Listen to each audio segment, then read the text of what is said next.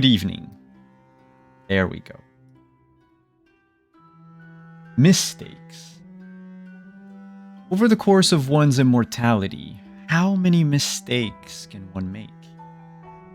Also, which one will be the last? A wrong word said at Elysium? Favor repaid in full? Or one too many friends? Covering up and paying for their mistake occupy a good part of the kindred zone.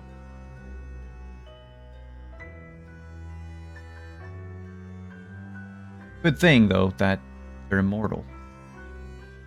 The fallout from Lucky's mistakes might not materialize in the near future.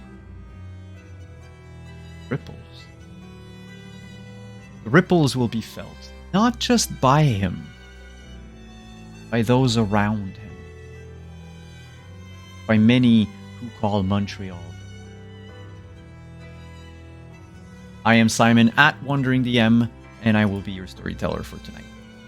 Now, let's move on with our story, shall we?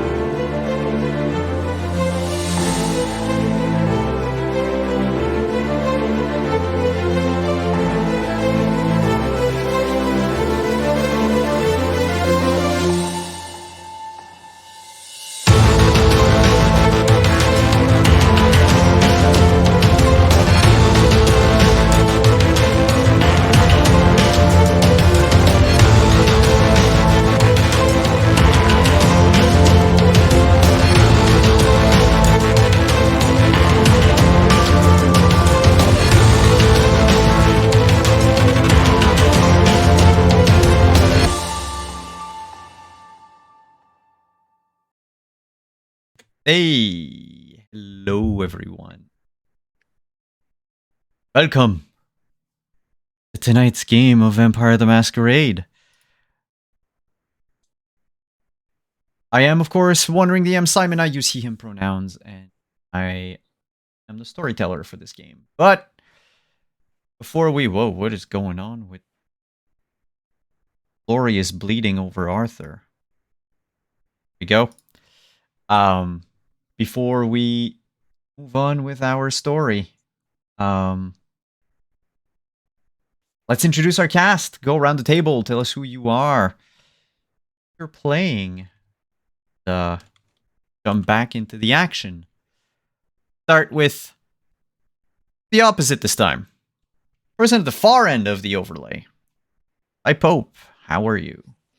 Hey everybody, Pope here, Pope World Bill on Twitter, Pope World Bill on Twitch. I lurk in all your streams, and it is great to be back here Monday with the Montreal by Night crew. Game to play Arthur Porter. Both of us use he, him pronouns, and that intro has me concerned. Has Arthur concerned? There is much to worry about. I know what you're talking about. Nothing to worry here. Speaking about not worrying about anything. Deirdre, hi. Hi, everybody. I am at Deirdre Dullman on Twitter, or Praxueth as Mayphoria, as you see me around here on Twitch, your friendly neighborhood Prax, and I get to be Florica Flori Winters. And I don't worry. That's not true. I worry about a lot of things, but none of it is my fault.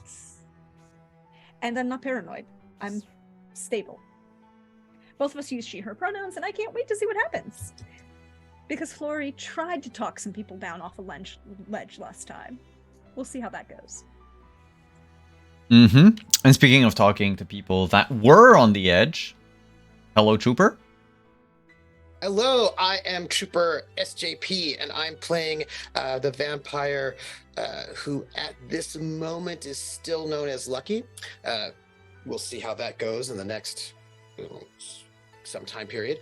And Lucky uses he, him pronouns, and I am doing well, and I'm excited for today, and I have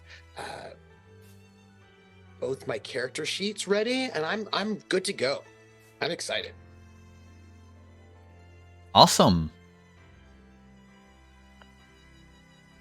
So last time we played, there was some real estate involved. The purchase of a home, moving, I guess, dealing with whatever the mention was, and probably still is. But also, Lucky fear frenzied, middle of downtown, and ran through crowds of people,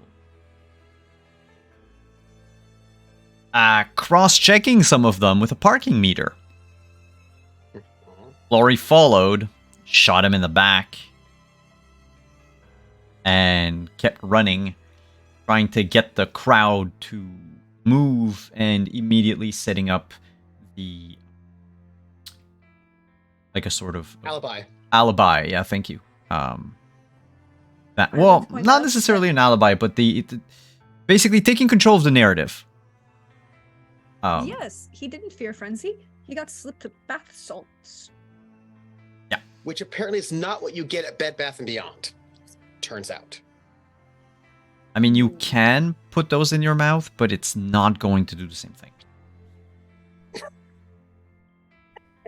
Bath bombs aren't jawbreakers. And, but you managed to corner him at an orphanage. Or at least a building that used, former orphanage, because it's part of the Concordia campus now. And hid in a corner while the cops were still chasing after you. And I believe we ended there, with Arthur leaving. We ended with Flory and Lucky in a car. In the car. Yes. Driving away. No, there was the two of you talking in the car, but Arthur was with... Polly. Polly! Oh my god. I lost the name for a second. Yes. So what we'll do is, we'll start tonight with Arthur, after having left Folly. There's still a couple of hours left to the night. Is there anything that Arthur wanted to...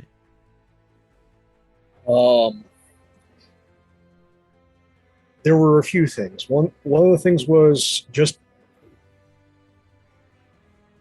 first it's going back to the Haven, and then it's doing some more research on the house and making sure that transfer for Folly is all absolutely easy and there's no other nasty surprises. As well as check in with Flory and going, so how bad is it? Well, I mean, given that the night will end in a few hours, like Folly's not going to move all of her stuff tonight. No, but it's good ahead of a real estate purchase to do some research on not just the house but also the vicinity. You want to know that you're moving to a good neighborhood. That brings me to a question for you then. Mm-hmm. If we take, say, any of the mental skills, maybe putting aside awareness, and probably science and technology, which area would you want to focus your searches in regards to the house? It's, let's call it mundane history. It's more supernatural background. My expertise are in the supernatural, so let's go with that. Hello, Cole. And what we'll do, put it at difficulty 2. Okay. And like any additional success will be like worth an extra question. And at 2, you get 1. Okay. While you're doing this, I just want to check with everyone. How's Mike? How's sound? It's still Better. doing the thing. Okay. It's still A doing little, the but thing. it's much better. Yeah. I guess this is the maximum I can put it at.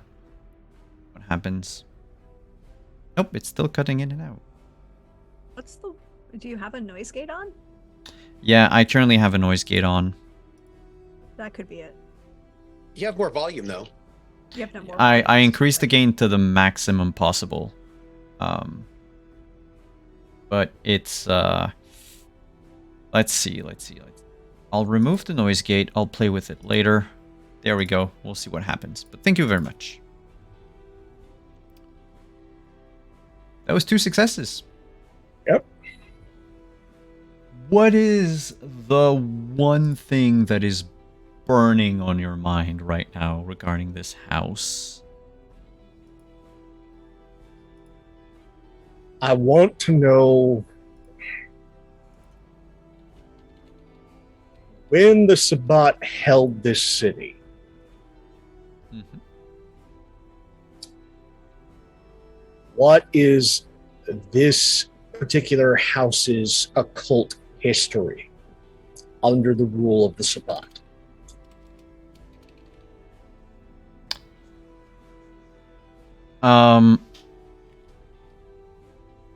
As far as most people were concerned, while this house was, or while Montreal was under Sabbat control, the house acted as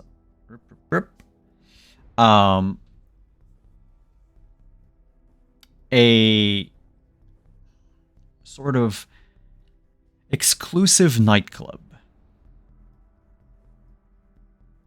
Exclusive to the point that there wasn't a lot of coming and goings of kind in it. From a more occult standpoint, the house was basically a Sabbat meeting grounds for some of the packs that lived in Montreal. Yeah, you can't get that with Sage. No. You know that with your researches, you know that there was a La Sombra who was sort of in charge of this house, who rarely came out. Name of Damien Black. This, Yeah, I think, was so- already something that you knew of. Yeah, I take him. There are many different kind of La Sombra. He takes me for a spider.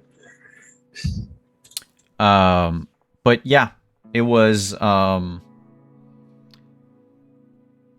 If we were to talk about it in game terms, it would have been a haven for that particular character. That tells me that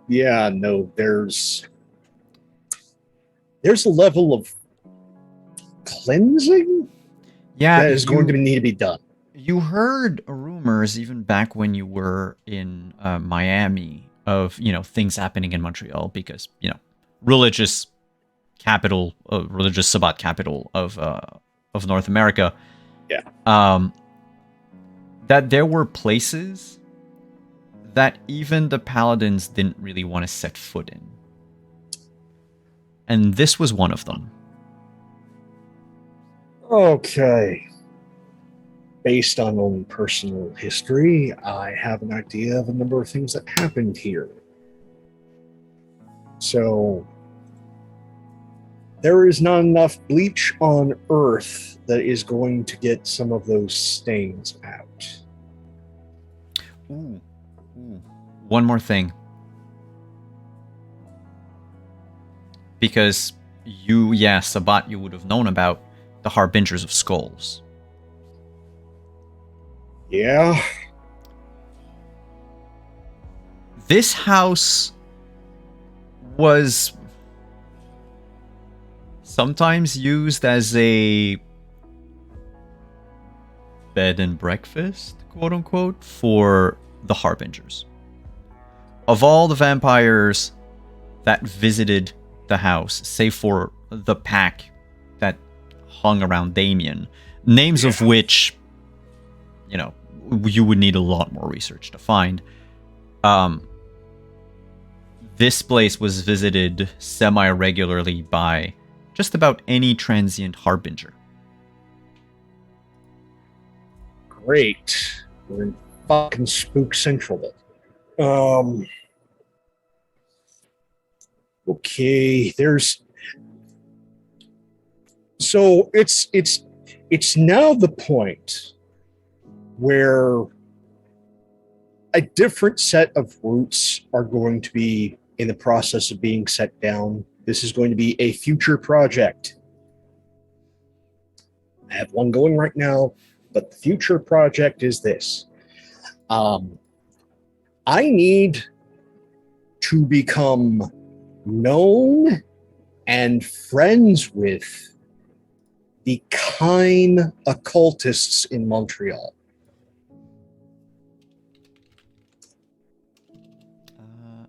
No. Flory's got a great hookup, but I need supplies. I'm going to need so many supplies and not just the regular stuff. This is special order kind of thing in order to get this. In order to get this so I don't have a Malk that has entities in them. That's a bad time. Sometimes it's a bad time for the Malk. It's a worse time for the entities, and I don't need that kind of occult screaming. I mean, it could be interesting. I know what happens when a Bane possesses a Malk. It ain't fun. I know that's Except kind for of the why. Malk. That's kind of why I was very happy that you decided to give the house to Folly. So many cleansings. I need Quicksilver like mad. And Like quickly. That basement is going to be toxic to all kind by the time I'm done with it. But it's also going to be spook free.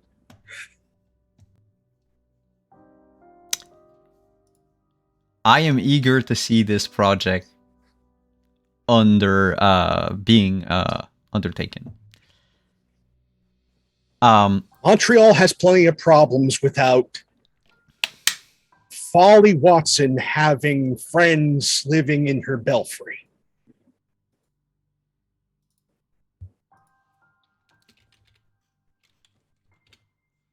So as you're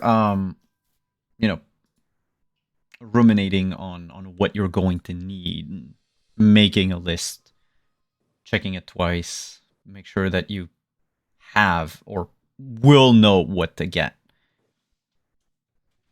A gentle rain begins to fall on the city, and we're transported a couple of blocks away to a car in motion.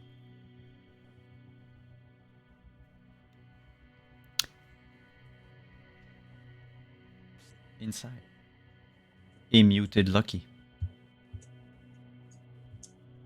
Drop me off at my truck, will you?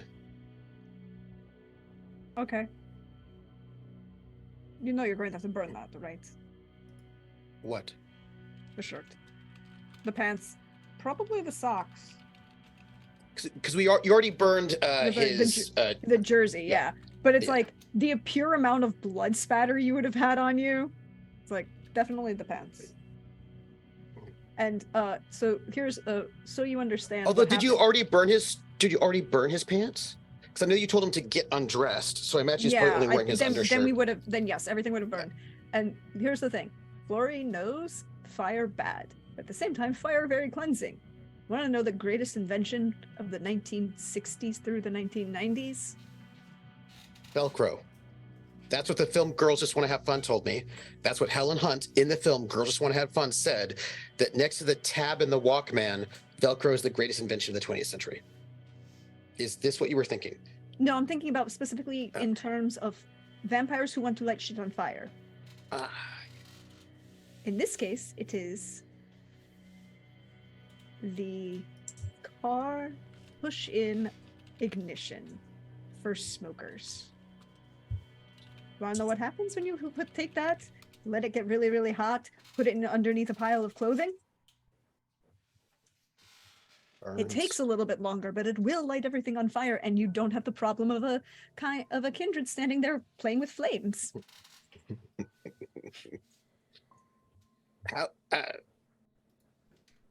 How many cars still have that? A surprising number, actually.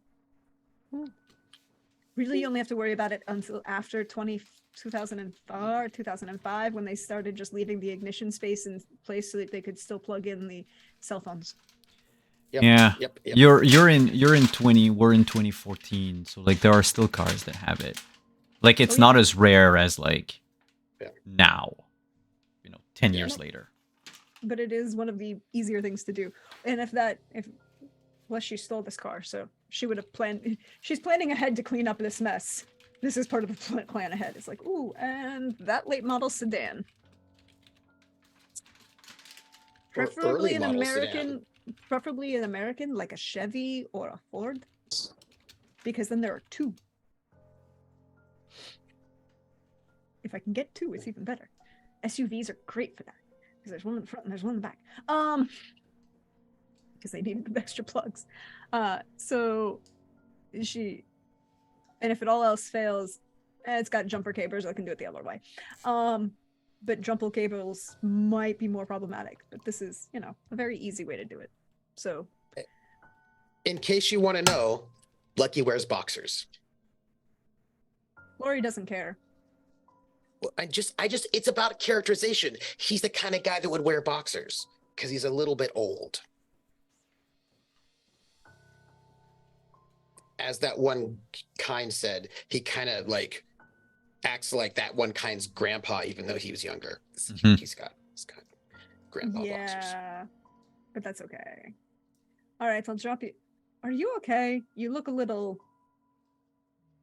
No. Yeah.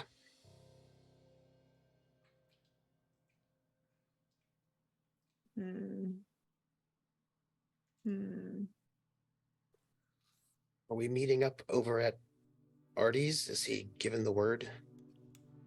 Yeah, we're gonna go meet at Artie's. I wonder if I should say. I'm going to just start billing the prince. He wants to act like a prince. He should start paying me like a prince. What time? How about I just drive you? You look like you're not all there. No, I've got to get my truck. And clothes. I can't wander around in my underclothes. Trust me, it would not be the weirdest thing somebody in the city has seen today. Or tonight. Oh. Or any night, really. Still, though, it's a bit conspicuous, especially after what happened. I should probably get pants. Also shower. Are So, you sure yeah. you're okay? Just drop at my truck. I'll go get some pants, and then are we going to meet up afterwards? Yeah, we're gonna talk to Artie and see how much I'm billing. Not you. Don't worry. You I like. Don't worry, Hamia. You're fine. Okay, give me about an hour, and then I'll be over at Artie's. And she'll take the phone that's been no, because you left it in the truck. You left the new phone she gave you in your truck. It's like, I gave you a phone. It has my phone number programmed, number 1. I will call you in an hour if you are not at Artie's. Okay, I won't be long. I trust you. It's just you look a little.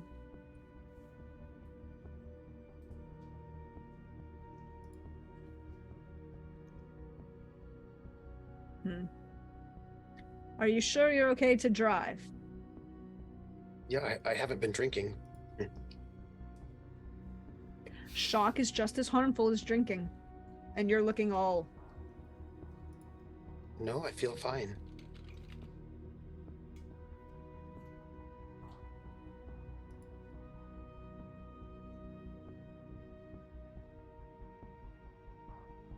Okay.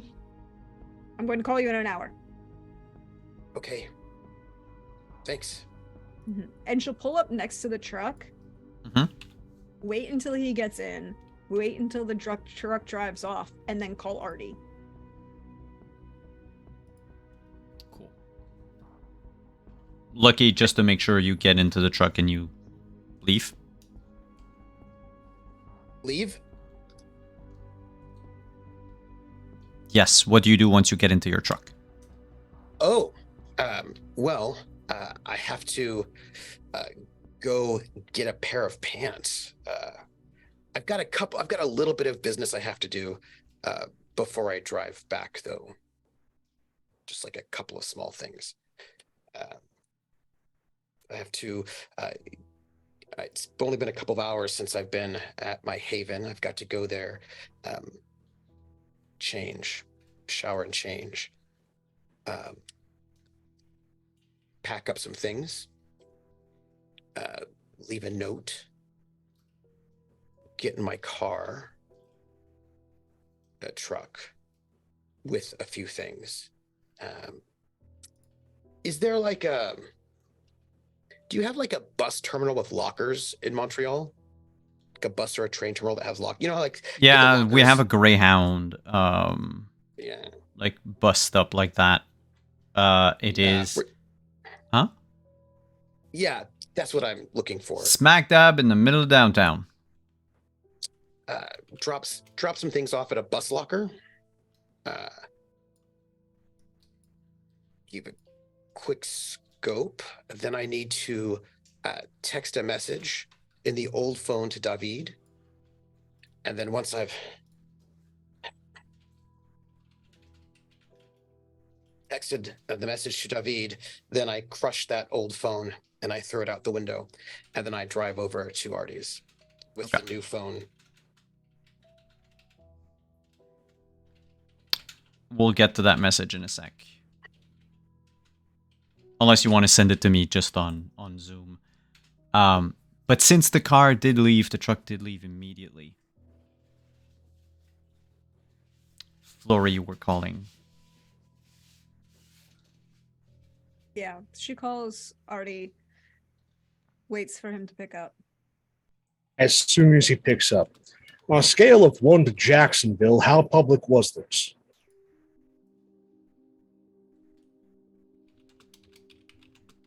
Not to Jacksonville. Great.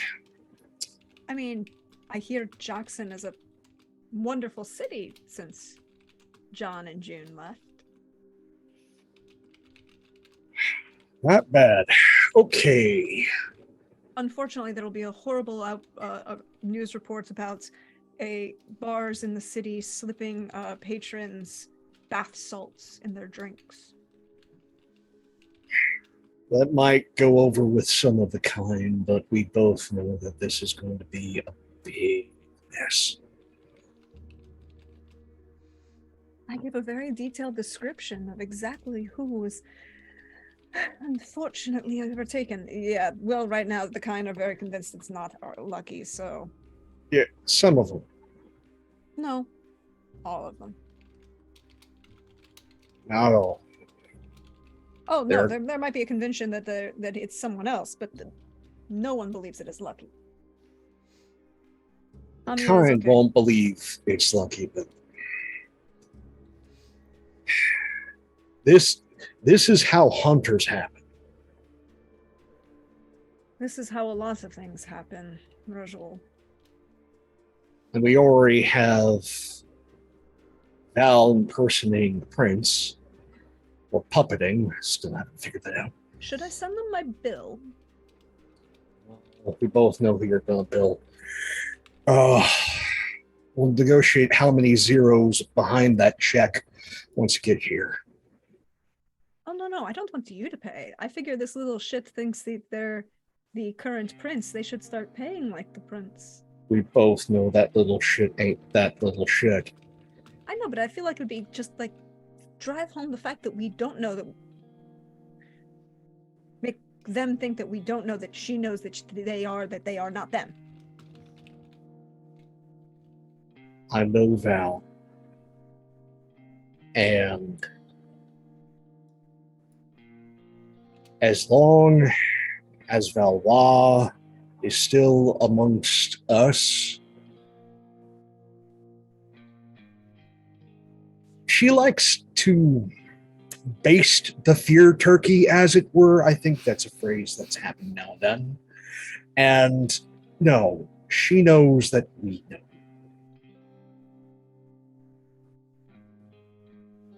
Okay. Am I going to have to start making plans to disappear Valois out of the city?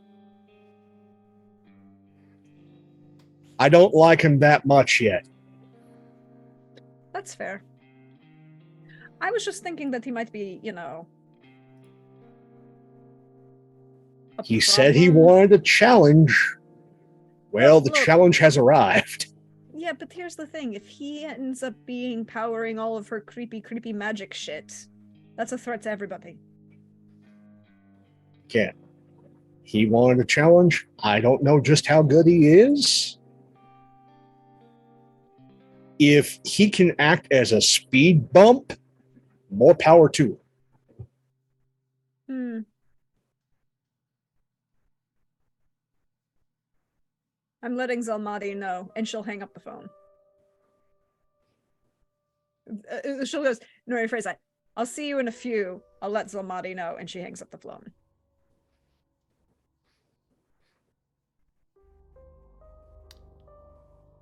And then drives straight to Arby's. And drives to Arthur. All right. And as he hangs up the phone, I really don't want to have ghouls. I'm starting to have to think that I'm going to have ghouls. Damn it.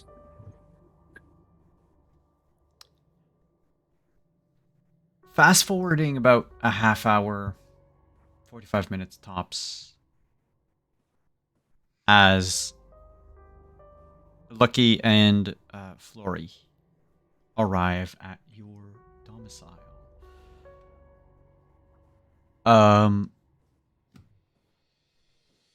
It's currently getting close to 5 a.m.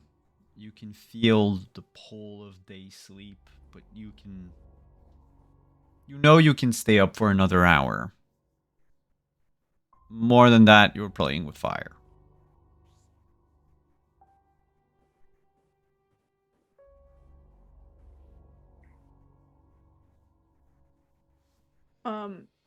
Before she'll ditch the car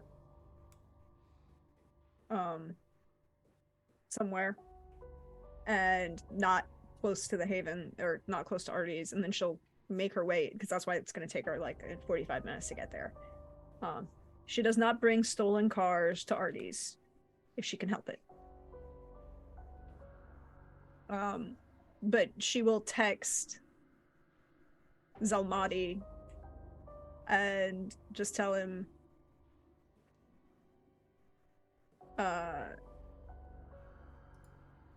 Val is in the city.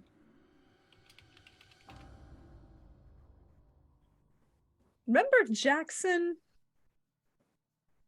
I think we might be in Jackson again. And then get all of her stuff out of the car and ditch the car and then walk to Artie's. And at the same time, yeah. What happened in Jacksonville? So Jacksonville? Jacksonville was a breach. Well, is it Jackson or Jacksonville? Well, there's Jackson and there's Jacksonville. Jacksonville is the big breach that a bunch of kindred had to cover up. Yes. Jackson was, I am paying so many mercenaries to clean this up. That's not wrong. We were one of the ones that got paid for that. And Jackson is Jackson, Mississippi. Yeah, but Yeah. what happened? In Jackson. So there's a very famous song. We got married in a fever, hotter than a pepper plant. We've been talking about Jackson long before the fever went out. I think I got the verse wrong. I think that last verse I got wrong, but whatever. In Jackson, and this led to a large concert. It was a very big hit. June Carter and Johnny Cash's, what is it, second #1 duet, because the first one is I Walk the Line and then Ring of Fire, and then it's anyways, their big hit. And Johnny was a little... Oh, it's okay. Sorry. You want to know what we're talking about? That's okay. I'm getting there. Okay. Yeah, because if it's just Kine... No. The reason it's a problem is because when Johnny Cash got into some serious drug problems, June Carter Cash kicked him out for a period of time. He went and got Jesus and got better. And the first concert they did back together is in Jackson.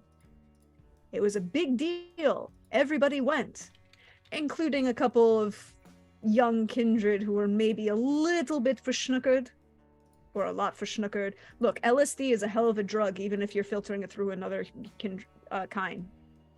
And there was a little bit of a breach problem at the concert that we had to clean up. It was all waved off as just, rabid fans. But Also there was LSD. but there was also other kindred that were trying to capitalize on that Yeah. breach, and they needed to go away. Yeah, they needed to go away. It made Salmati very happy for a little while. I mean, we needed to make look, LSD is a hell of a drug. Don't recommend it for anyone. We needed to let those people go away. We needed to let the kindred go. Well, kindred were never seen again, so they just left the city. Such a shame they didn't leave a foraging address. Oh, and that unfortunate electrical fire that happened in their havens shortly after they left. It's totally unrelated. Good to know.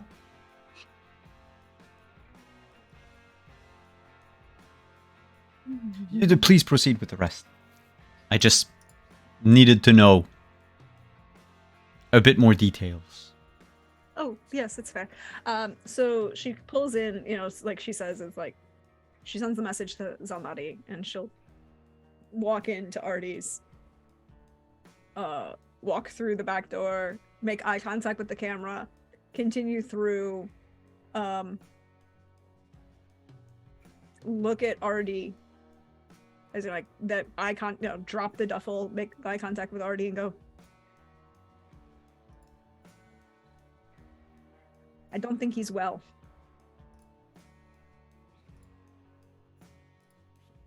How bad?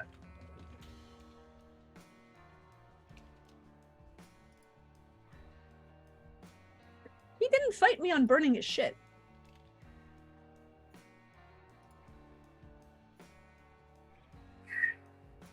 I'm not equipped for that level of bad. I tried to talk.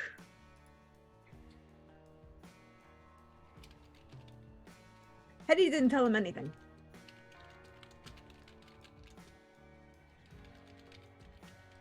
I knew he was a lost pup, but I didn't know he was clean as a whistle. He didn't know that I and mine existed. Well, I barely know that much detail about you.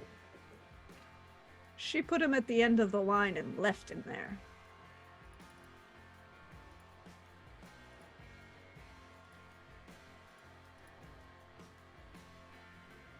He's not going to handle this well. Nope. It was your night. And she kind of like gracefully sits on the couch and like leans into the corner and puts an arm across the back. So, good news, bad news. Good news is the essence that was there is suppressed or has left. Okay. Folly will be moving in there, so someone's going to claim the house.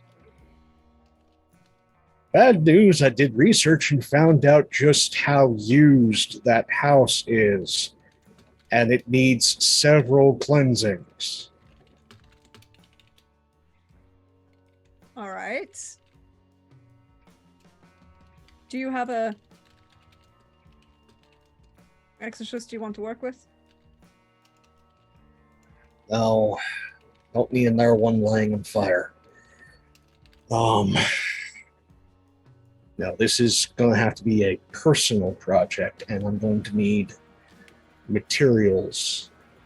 Probably need to get in touch with one of your family members for a couple of them. The others I need to source locally. I'll call Tali. But no, this house is bad as me in my club days. You're putting the Malk in a haven? Yep. In a La Sombra haven? Yep.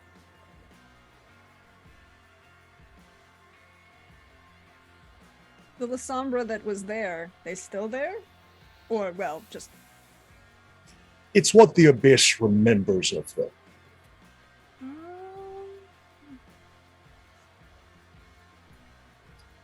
But that's not the only concern, considering what I used to do and what apparently the Harbinger's skulls, this was a bunkhouse.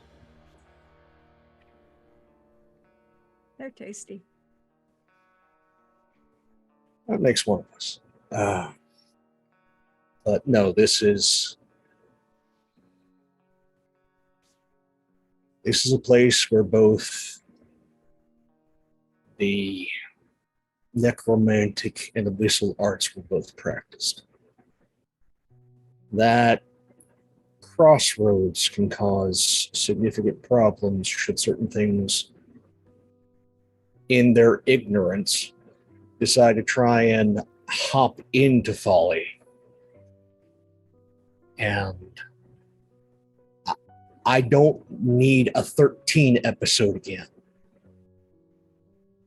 That's fair. Like, I do not need Folly Watson with telekinesis and worse. I mean, I'd be entertained, but... Alright, I'll call Talathi. There are Toreador that have already gotten under her skin. I do not need this going nuclear. And she'll pull out, like, her Florica phone and text Talathia and say, hey, I need to arrange a few hundred cleansings of a location. Know anyone local who's willing to do the work?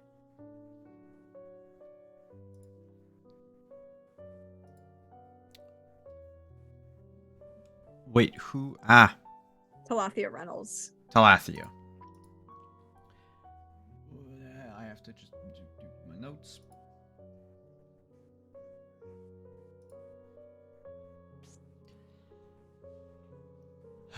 I could.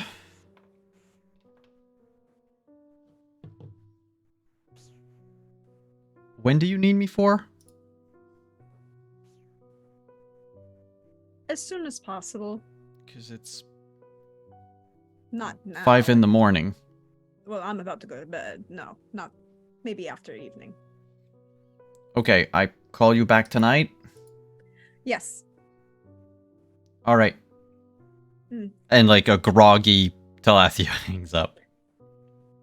Taken care of. I'm gonna go crash. Lucky will be here soon. All right. I'll get the cleaning kit.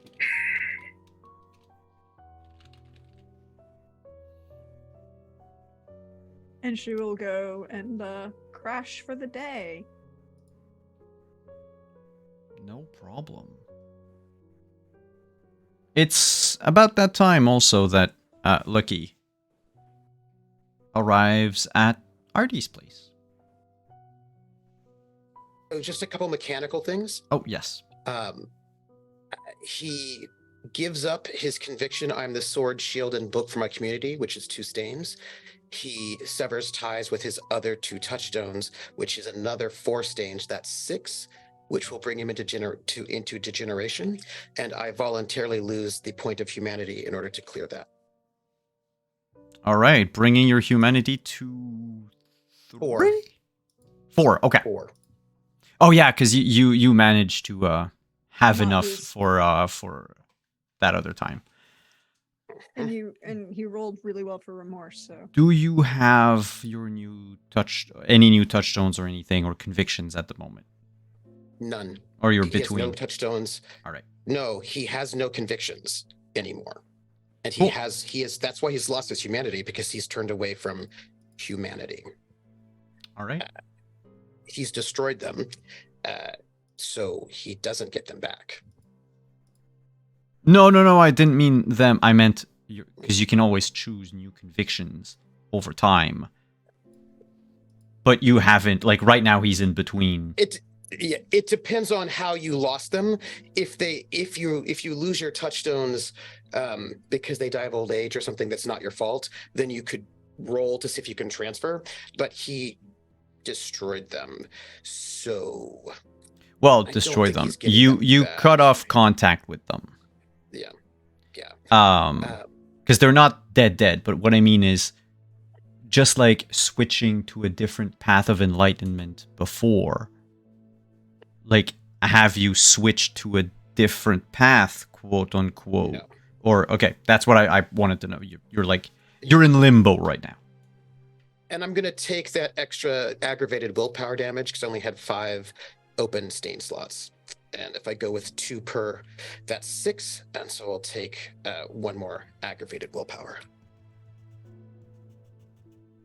So you've got 2 or 3 aggravated will right now. 2, I think, right? 2. 2? Mhm. Okay. So my current willpower is 2. That's a lot. Yeah, I think 2 is a good number. It's a good number. It's a round number. Mhm. Mhm. So I think Lucky's going to come in. He's just wearing like a work shirt and some work pants, and he sort of comes up to Artie's place and knocks or rings in. Artie is changed into a tracksuit and opens the door. Oh, by the way, Simon, I got rid of all of the advantages that no longer apply to Lucky. They're removed from his sheet. My PDF just froze as I was looking for something. no. So cool. I'll be able to. I'll look that up after. And he goes, Flory said we have a meeting. Well, she's turning it in. I've got a place already set up for you. Oh no, I have my own place to stay. So should I just come back in tomorrow morning? Well, evening, you know. I think we need to get an early start tomorrow. Why don't you come inside? Oh, but no, that's all right. I'll just come here straight after I wake up tomorrow.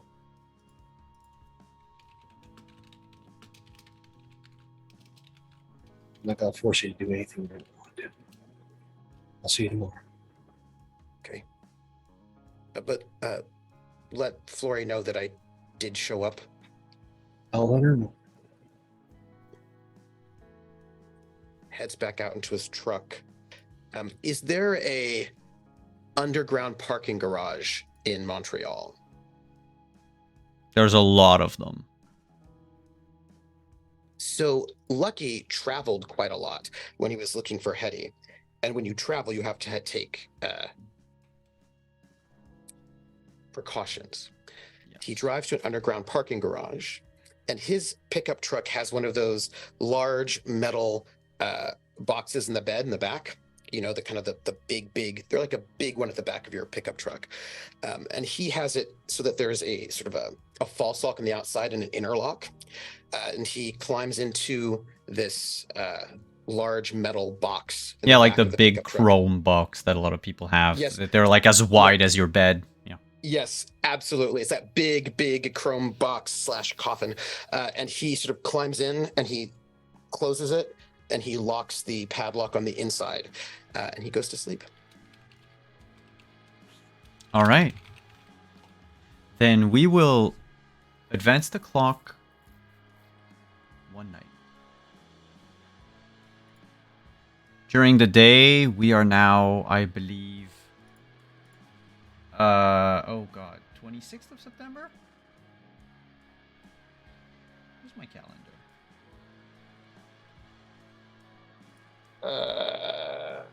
Where are my notes? Yes, we should be the Friday, the 26th. Yes, the 26th. Yep. Day 31.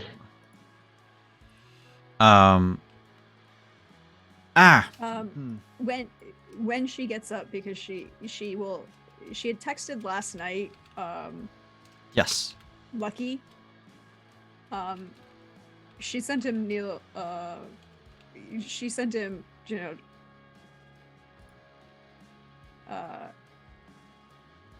Nina Simone's feeling good.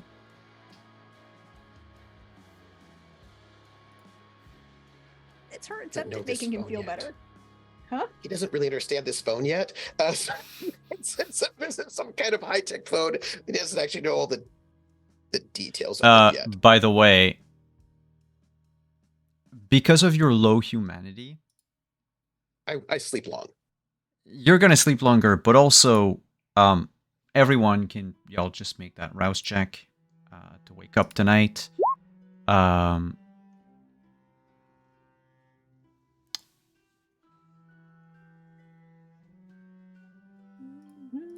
'Succeeded.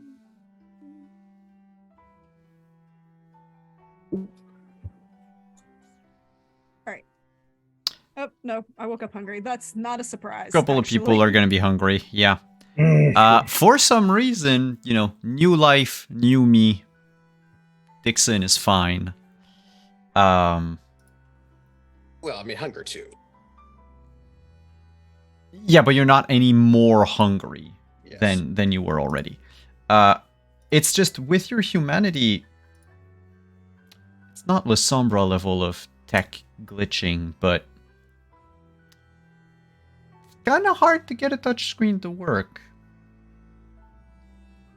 I haven't tried on the phone. Do you know? Because I'm like, I don't know how this works, this phone. Because my old phone wasn't a touchscreen, but I have gotten rid of that phone. But right now, there's like a little rectangle on it. It says, you know, Nina Simone. He's going to go to a bad part of town that's not Montreal Nord. Yeah? Because he has to hunt now in a way that he does not normally, in a different style. Yeah, not your preferred style. Well, No. I'm gonna have a question for the other two players. Are you also going out to eat? Not to heat. Are you also going out to eat? Or do you use, you know, things at your disposal? Both. Both. Well, yeah. It's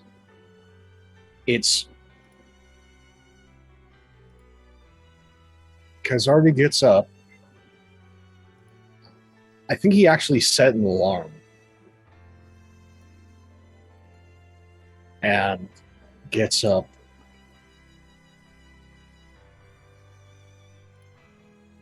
He sees a pair of old eyes in the mirror. Not now, motherfucker, I'm working. And the eyes go to the more modern style. Hmm. But immediately goes to the chill chest, and there's not many bags left. Sighs as he grabs. There's only 2 left. Next to last one. Clamps down on that. And already is looking at the clock as he's getting himself dressed, and will go to the green probably before Lucky even wakes up and uses herd.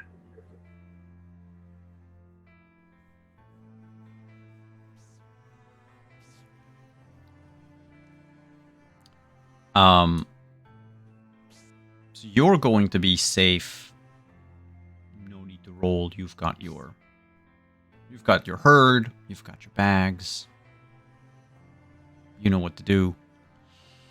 Flory and Lucky, though, or Dixon, I should say. Hmm. How are you two hunting tonight?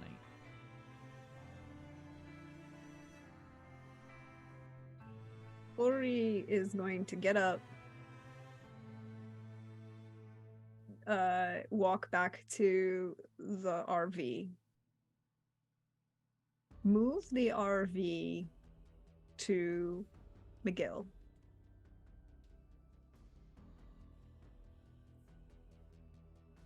Wait, no, because that's too far out, right? Yeah. Well, it depends where, like, close to what you want. Like, I want to be close because we wanted to meet back up at Artie's, right? The plan is to meet back up at Artie's. Yes. There's not a whole lot of places near. Yeah. Like, you're gonna have to walk or take a cab no matter what. Or take my car. Or take the... Yeah. But, like, for the that. RV... She's going to move the RV to... Especially in that area, the streets are Mhm. narrow and a bitch to turn into with something like what you have. So she's going to move the RV to McGill, or the university.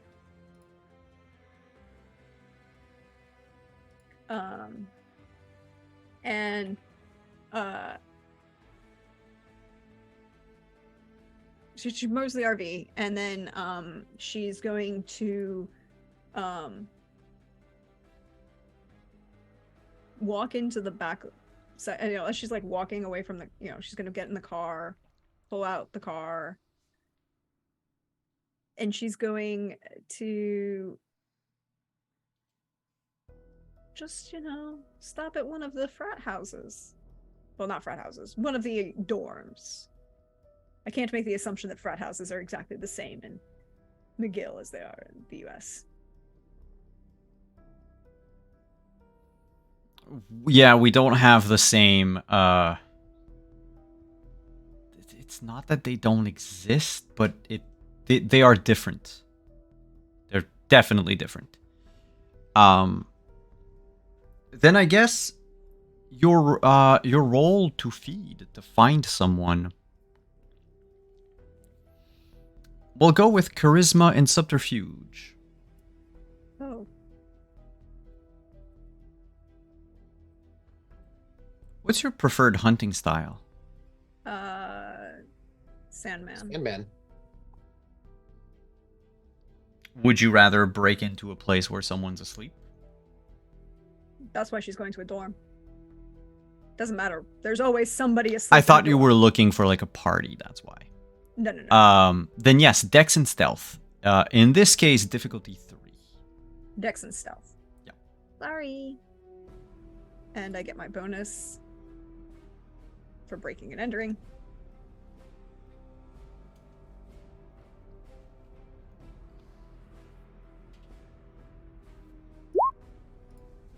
Three for 3. You can lower your hunger. You're at 2, right? Yeah, you can lower it back to 1 or 0 if you want to kill someone in their sleep. No. It's always a possibility. But here's the thing. Technically, her bane is still in effect. Daredevil? A compulsion? Yeah. The compulsion. Her daredevil. And so what she does is when she leaves a lipstick kiss on a business card that's with the name of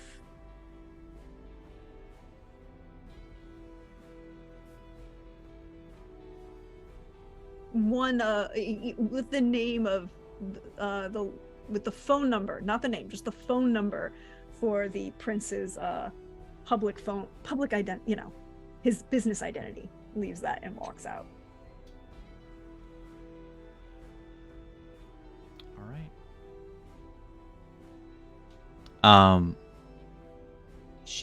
You're in and out like a ghost. Yeah, she's You- fully into fucking with this dude. You left the note and leave out the window. A small contrast to Arthur, who doesn't need to burglarize any places to feed. And also another contrast to Dixon on the streets, whose challenge is probably going to be greater than yours. What are you looking for? Not really. How do you Not feed? really. How do you I'm hunt? going to. Yes. Well, I'm going to wait near an alley, and when someone comes by alone, I will command them to come to the alley, and then I will feed off of them. That's the alley cat style. And I'll beat them up to make it look like a robbery. Can I get strength plus brawl? Of course. Or I might However, just kill them. it is going to be difficulty 3 instead of difficulty 2. Since there is, since last night, a greater than normal police presence in certain areas of Montreal, especially places that often are associated with drug users. Mhm.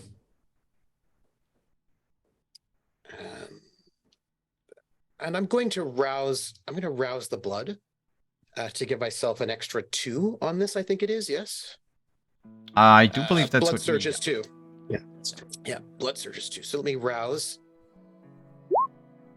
That works. And yes, and I will brawl plus strength, plus 2.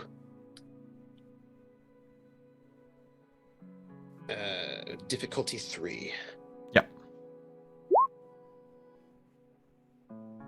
Yes. That is a success. So I kill this person, whoever it is. I'm going to drain myself down to 0.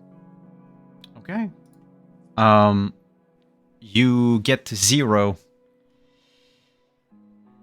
and incur, 2 stains, I think. I believe it is 2 stains. Yeah, it's 1 or 2.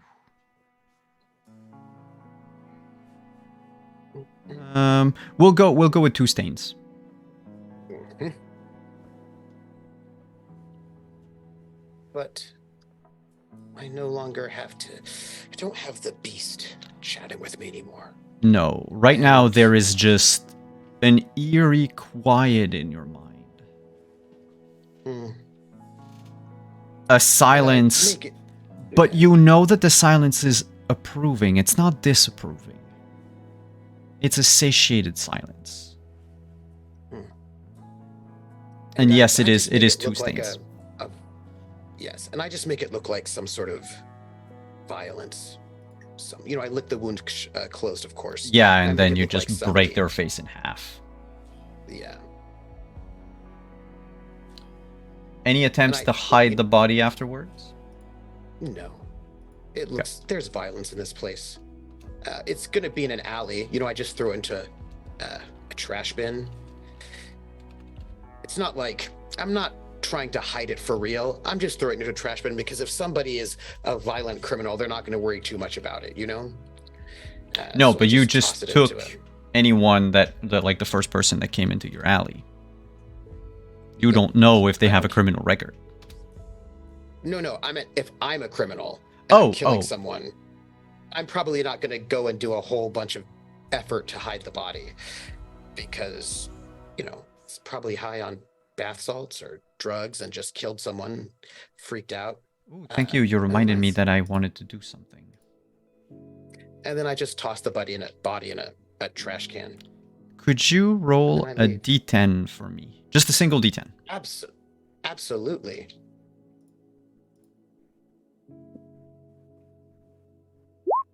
$10. This person wasn't on anything. Oh, what's the word?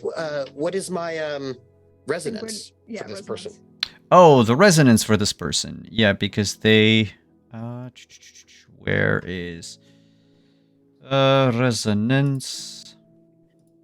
Oh, yeah, right. I have the PDF, so it's not... I don't have the cool pages with all of those in.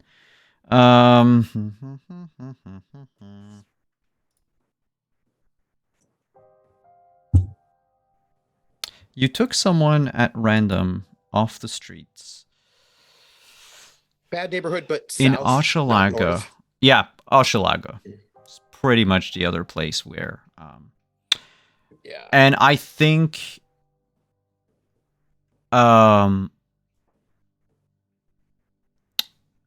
it's going to have to...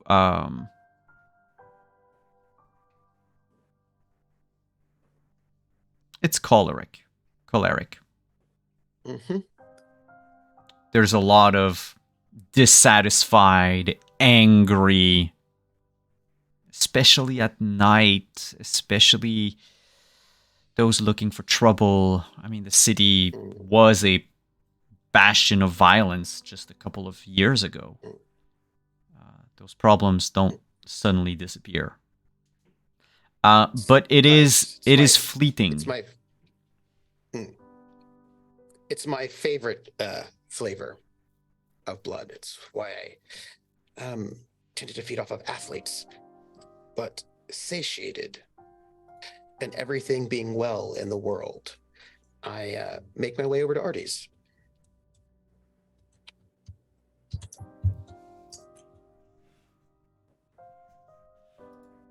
Flory, were you also making your way to Artie's afterward? All right. Yep. So we'll pan the camera back to Artie coming back home from his feeding. And soon joined by the two of you. You can hear the vet before you see it. Of course.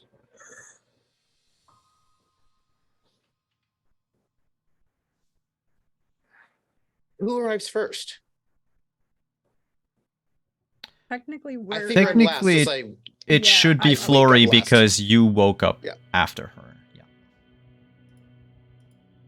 If the order has anything to do, because if we don't want, if Flory or Arthur, you don't need or want a scene with just the two of you, we'll just fast forward to the arrival of the third member of your coterie.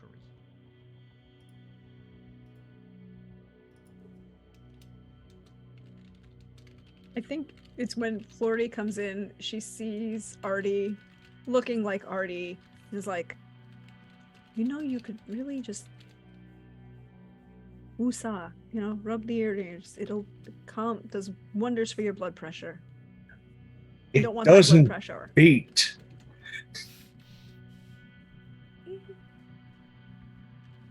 You're giving yourself agita. Don't. He's not well. I told you. And then she'll sit at the chair, and she'll sit in the thing and start going through like her Florica business phone, right? Like just checking on everything. Your phone rings before Dixon comes in. Well, it's Talathia. Oh. Paula, what's up, darling? Well, what's up, you? I recall you calling me earlier, but I was... woke me up.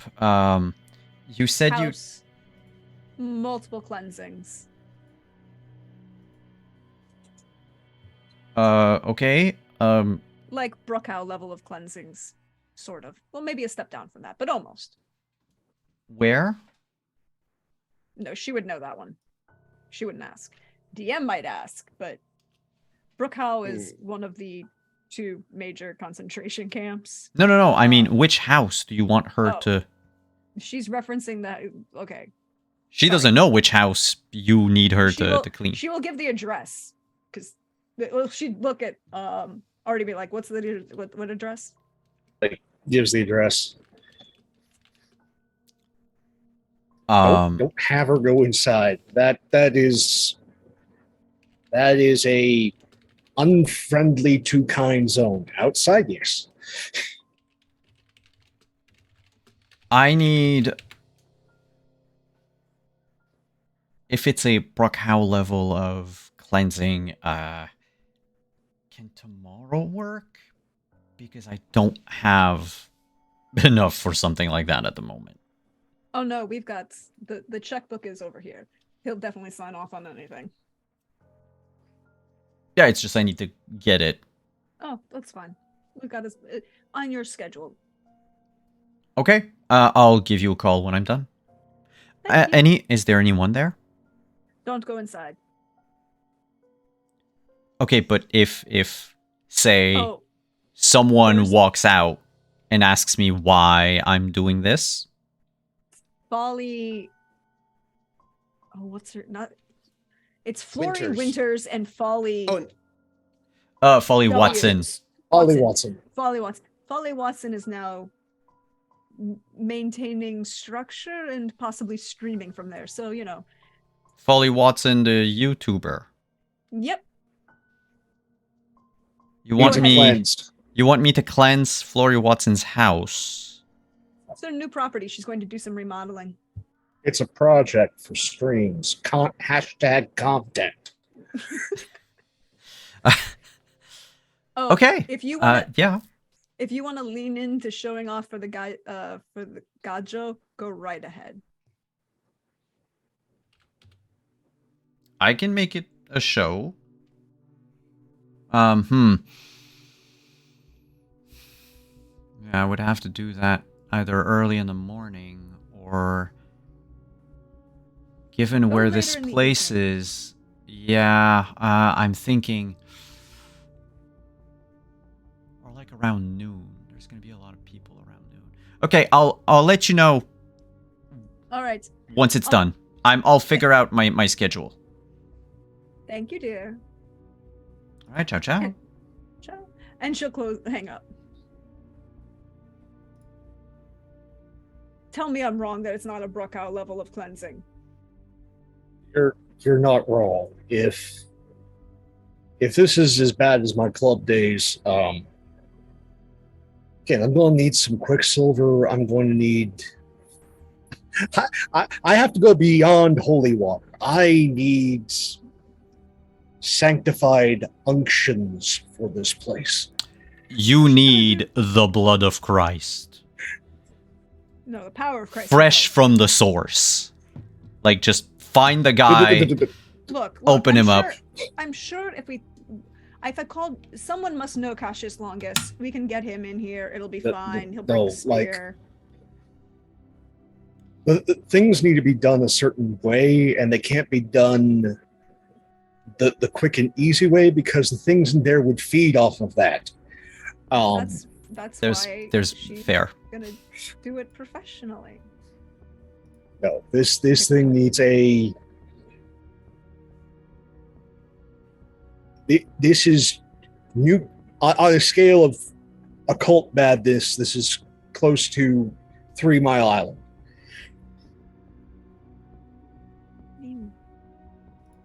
That's fair, but you're not wrong. It didn't go full meltdown, but it got close.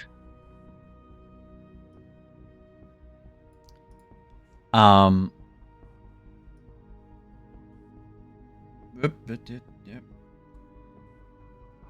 I needed this.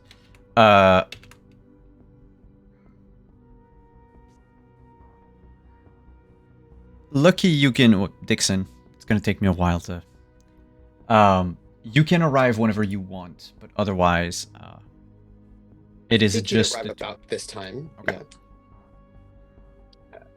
Yeah. He'll, ring to sort of come on up. Yeah, come on in. He just comes in, work shirt, pants, comes in. So, what's the job? There's a number of things, but more important, how are you? Fine.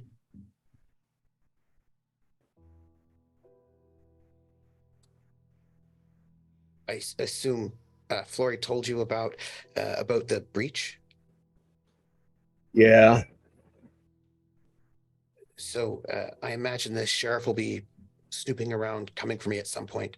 I will see what I can do. No. Artie. I'm very good at what I do. Wait until he actually comes to talk to you about something. Don't say anything in advance. Don't confirm anything. You ran numbers in Miami. You know better. Don't talk to the cops until they actually come to the door. I'm sorry. Admit nothing, know nothing. It wasn't lucky. None of that what happened on the street was lucky. It was a poor, unfortunate gentleman who looked nothing like Lucky, and in fact was a 1.5 feet taller, 50 pounds lighter, and wearing an entirely different colored jersey, who unfortunately was drugged in the bar. You're right. The part of me just wants to contact him to see how smart our dummy is about who's impersonating or wearing the prints. But that's the point. If you call them, then you're not going to get the answer to that question. Yeah, if he's smart, he'll call you. Again, you're right. I'm just off my game as of late. Go drink a hippie. No. So how did it all work out with the house? Good news, bad news. Good news, whatever was currently active has gone dormant, but that house needs to be cleansed. I have a cousin who's taking care of that. No, was the La Sombra found? Yeah, probably in 6 months I'm going to do some corrective surgery on that one. But we'll see if both her and her sire are smart enough to use my services. Good. But yeah, that favor was done.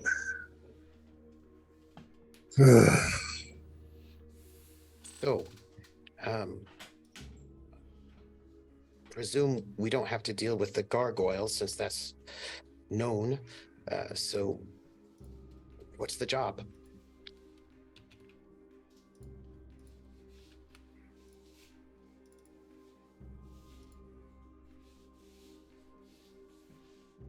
Right now, it's a lot of waiting until one of many things happen. Either the prince makes a move, sheriff makes a move ahead of the prince, or somebody else in need comes knocking at our door. But a lot of this is... Oh, crap. I probably need to talk with the Anarchs and hope they don't take the damn bait. Well, I ensured that no agreements were made at the Fuck Off Elysium. Yeah, but at the same time, that is an unfortunately juicy biscuit. And I know if I didn't know...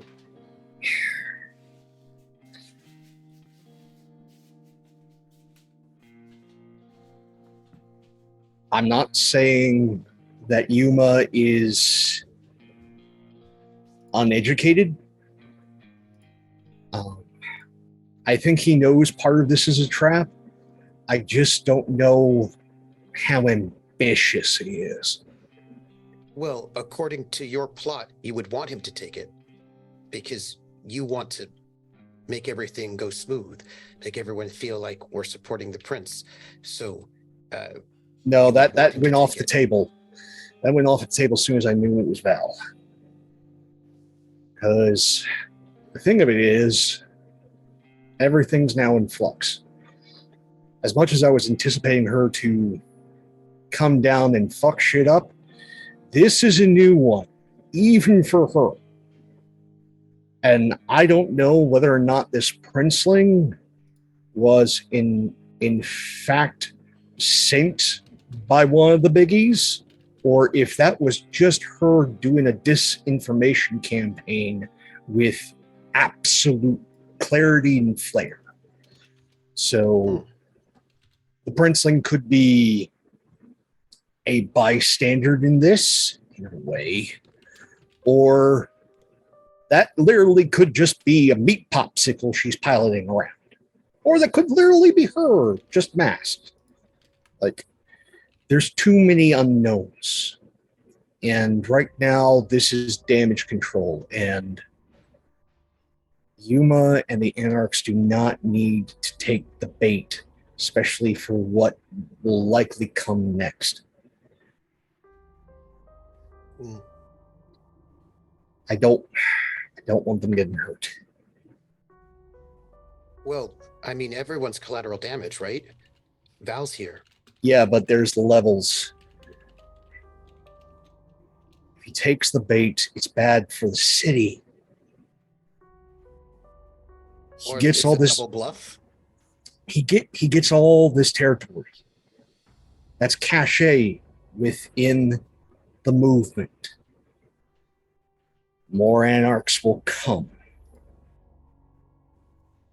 And all it takes is to vow to do 1 to 3 things. And we've got a turf war in Montreal. And the movement's not going to want to lose face. So more and more will come in and go into the grinder. Amia, do you remember World War One? Yeah, I do. Well, no, right. No. Sorry.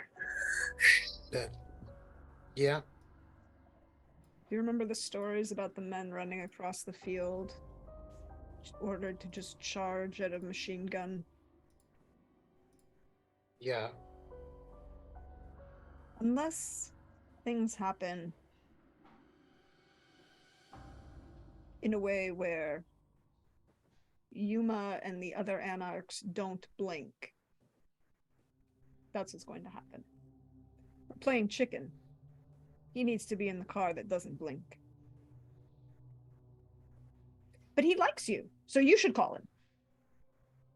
They're going to do what they're going to do. And this is Artie's call. He's the boss. I'm an associate. I'm no boss. I mean, to be fair, you do write a paycheck for me on occasion.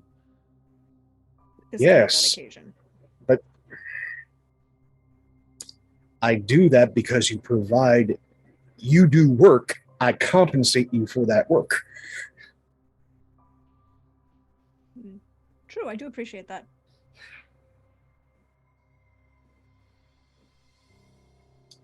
No, Out of curiosity, can Flory gauge Lucky when she calls him Hamia? Does he have any reaction? No, more like he knows that's your nick. That he knows that is your nickname for him. Okay, so he doesn't know what it means. Cool. It's like that's the all right. So she'll put that in her like, oh, okay. I know what it means, but he doesn't know what it means. He's like, oh, that must like he's like, oh, she has a nickname. Okay, like for me, right? She like he just kind of just figures you have nicknames for people, and that's sort of what he's always thought about it. Okay, so yeah, but we want Hamia to do the phone call because, look, Hamia, Yuma likes me. He likes you. He's kind of ambivalent about Artie at the moment. May or may not like him in the future. But you were with him when he crashed into that event. Yeah. I mean, I can tell him that Artie wants to meet with him. Wants to have a conversation. And you would like to be there, and I would like to be there, and nobody's going to die when we get there. Well, I don't know what Artie and Yuma are going to do. They might attack each other. I don't know. No, the point is we told them No. that no one's going to die because then we are entering into parlay. Okay, can I don't have a And she Someone like looks at the holds phone.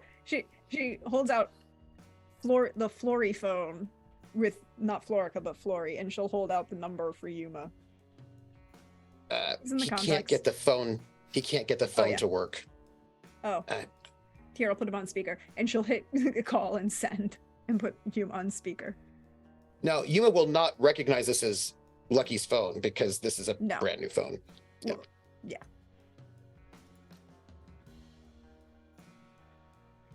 To what I owe the pleasure. It's me, Lucky. I'm. You should probably call me Dixon.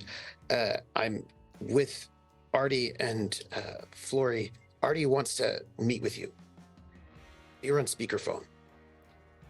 Yeah, I figured you're talking and you're not Flory. Well, I just so happens part of my night is free. Why don't you come down to my place?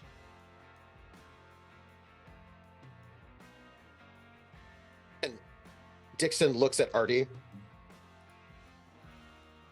Sounds good. All right, well, I'll be waiting. Lucky tries to turn it off, but he does not register as a live corpse, as a live body, and so he cannot turn off the phone. But wait, even if you are, but you just ate. I've He not would need blushed. to blush of life at this Oh, point. yeah, that's true. So she'll tap Yeah. it and close it. Puts the phone back in his pocket.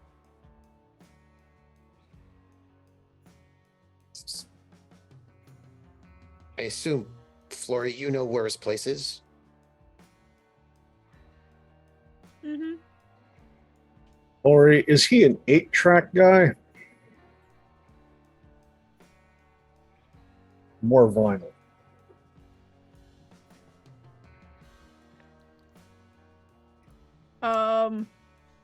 Flory would know this, right? Yeah, because she did business with him and would have probably sent him music after the fact, and as a statement that it's a very He easy is way way to, like, more of a cassette type yeah, of cassette person. guy than vinyl. Cassette? Okay. Vinyls require a Safety. Care.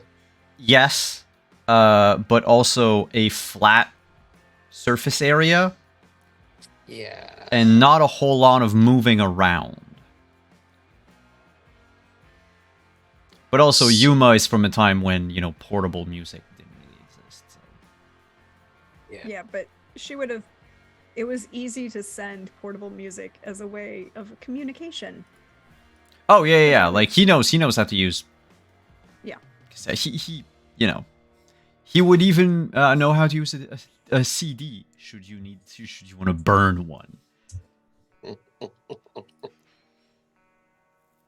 But sure, make your mixtape for Yuma. No.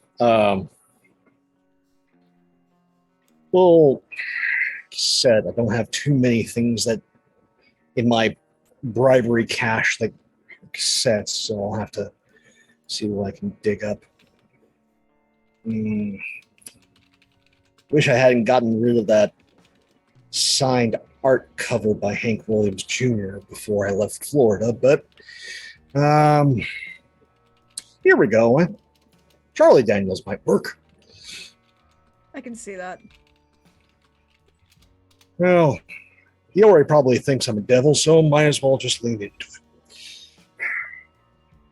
it. We taking your car or multiple? Let's just take my car.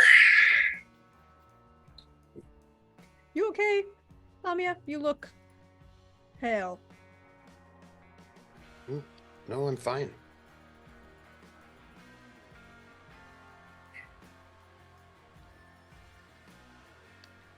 Flory, what is the security on your RV? There's basic security, and then there's the security that Zelmati put in. Zelmati has the backup cameras rigged to a remote monitoring system because he's like that. And then there's the basic alarm systems. And it will ring to the phone. It's not like a full ring system where you could see it, which we'll get in like a year later. Actually, the Ring doorbell was released and very popular a year later. But right now, it'll just ring to her phone that there is somebody attempting to either break in or damage the RV itself. There is something happening to the RV because the alarm pinged. Oh. Excuse me a moment. I have to go kill some people. I promise not to leave a mess. Bye. Do you need me to come? You need a hand? You can come if you want. I'm driving. You might want to hold on to something. They don't touch my ride for nobody. And Great. Lucky follows along. Artie just grabs a black leather overcoat and a black t-shirt from right by the door. The blood splatter kit. Yeah. I can't bring my full gear. This is just the on-the-go gear. Yeah. Yeah. And so we're going to go to break on this scene somewhere in downtown Montreal near McGill, where a group of 8 youngsters have gotten their hands on a crowbar and are trying to pry the door to the RV open. Gonna suck to be them.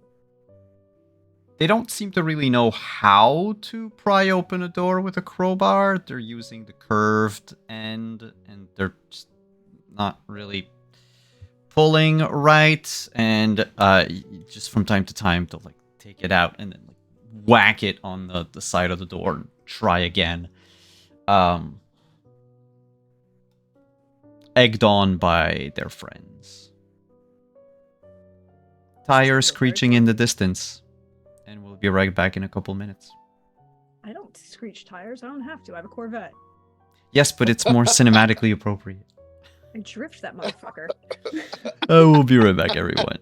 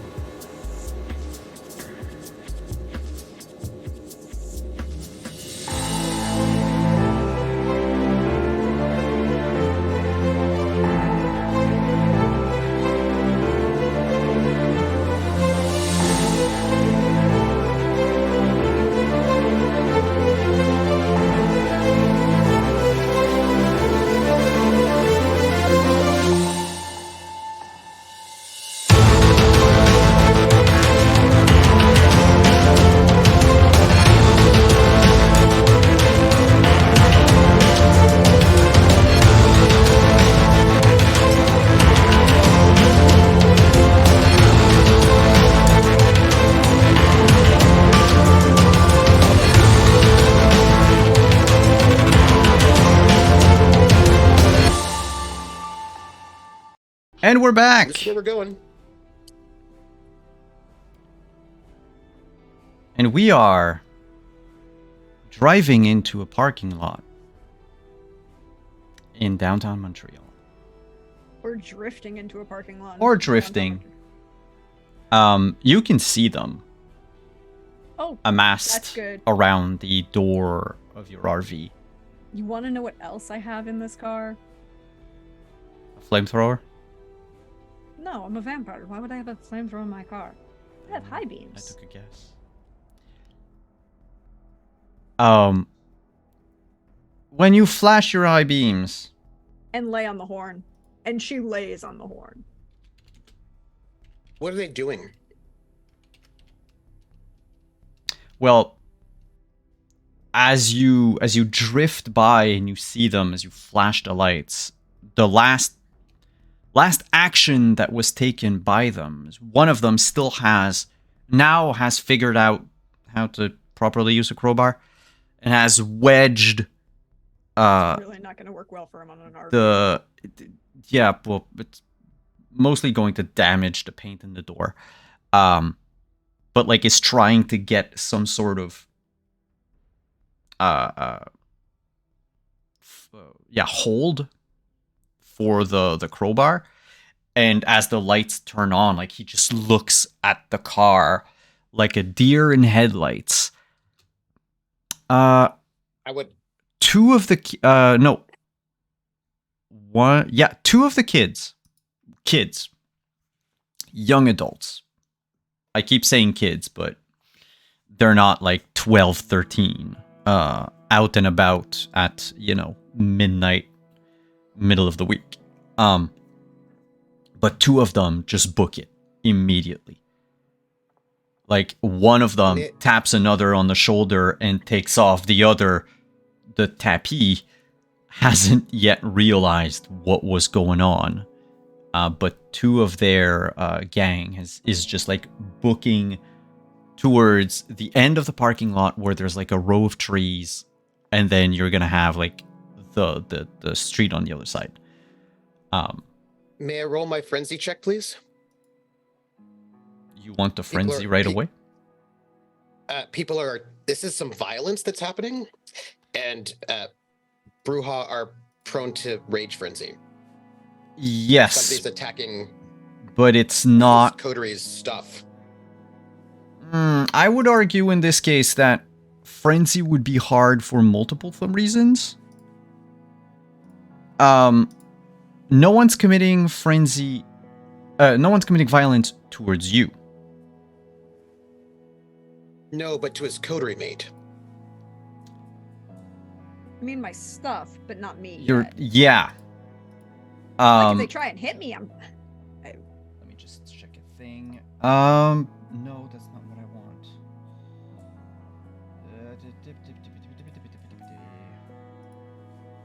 want.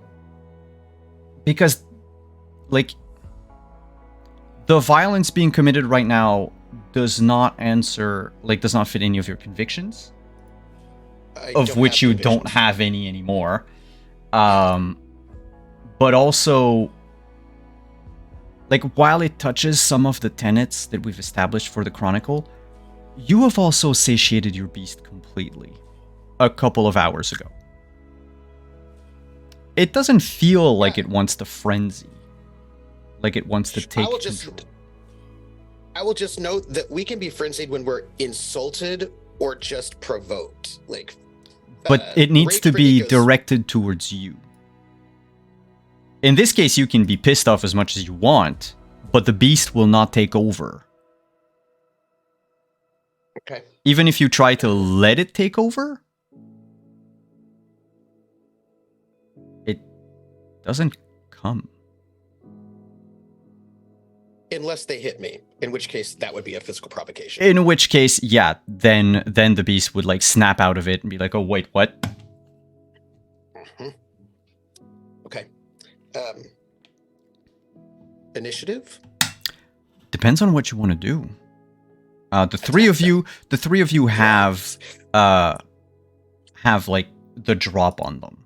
Like I said, two of them are running away. The other 6 are frozen like deer in headlights. You 3 are in the car. Let me know what you want to do. Want to use Dominate. Can you dominate a crowd? Not yet, but I can definitely dominate the one with the crowbar. Okay. So you're going to do this as Dixon comes out of the car swinging. I am going to mesmerize on the ground.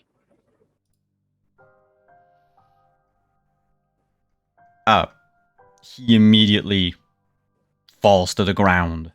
I will make that rouse check. Face first. He like drops the crowbar immediately. Ooh, slightly hungry. Yeah. As you say that and he drops, you would see Lucky basically running through the headlights. And what is Flory doing? Since all of your actions are taking place at the same time. She has drifted the car, getting off. What are you doing? I just popped Celerity, by the way. Just so I have the speed. And she will get out, and she is popped off fully. And she will look at those little shits and go, I want the names and phone numbers of each of your parents now. Because guess what? You're paying to repaint it. You're paying to polish out all those dings. And you're paying for my parking for the next 6 weeks. Can you make charisma intimidation? And Dixon, are you using fleetness for speed? No, I just have rapid reflexes. Okay.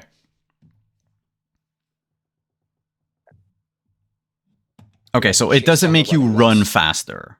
It just makes your reflexes that much heightened. And so you charge in the group. 3 out of 3 successes. Out of those 7 wishes. Three of the kids, not the one who's... I keep saying kids, but youths. Yeah, youths. The 2 youths. Youths. Yeah. Well, actually 3 youths right now. Youths. As you're saying this and basically imposing yourself upon them, they take a few steps to the side. You can see in their face that they have regret now. Like, they got caught. And it's like, shit. But the other 5, well, 4 that are standing, 1 that's lying flat, they haven't reacted. Either they haven't registered what's happening. You notice that there's one, the closest to you. So he's got all of his pals behind him. Mm-hmm. Has his fists clenched. But still kind of frozen, and I can't really continue describing until we see what the Dixon Cannonball does. I'm going to hurt him. Only one? Well, I can only do 1 at a time. Okay, so you're charging into which one? Well, if some are trying to escape, we can't let anybody escape. So I'm going to try to chase down the escaping ones. The 2 that are running away? Mm-hmm. All right. So you just through all of them. Yeah, we can't leave witnesses. That's what I learned. So there are 2... You didn't learn that from Flory? You don't have witnesses. You gotta make sure all your T's are crossed. Yeah, but you didn't learn to get rid of the witnesses from Flory. To be fair, Flory doesn't actually care. Well, she does. What's your dex, Lucky? My dex is 4. Yeah, they will not outrun you. Like, before they step out, the row of tree, they're not close to each other. They don't need to squeeze through the trunks or anything. They're just, urban trees. So they're set at a certain distance, couple of feet apart. It just makes a nice little like natural fence to the parking lot to sort of like hide quote unquote the parking lot from the street. Before they step through the rows of trees, you can definitely grab both of them by the collar if you want. Oh, absolutely. I would just need one for sure. Like, with your dominant hand, you can grab one, no check required. But if you want to grab both at the same time, you can. But I would require I'll go with Dex and Brawl. Just in case. Because they're not, side by side, shoulder to shoulder. Difficulty? 2. It's just, it could be a 3 out of 2. Yeah. So it could have been a moment where the beast woke up. But yeah, you grab both by the collar. What? I forgot to add something to my charisma roll. Oh, what? I have 3 more dice. Can you please roll them? Because I have awe up. So 1 more. So in fact, there's 4 that would have stepped away, 2 that ran away. So 4 that stepped out, 2 that ran away, and 1 on the floor, and then the other one who's still standing, is the one with the fists clenched. He takes a quick look over his shoulder as he begins to crouch in like a lunging position. Where is he looking? Is Um, he looking is he looking for backup from the other Utes that are hanging out here, or is he looking somewhere else? no, he's looking at, the rest of his pals. Are they? There's Back him up. There's 3 of you. There's 8 of them. They're up to no good. Come on. You're a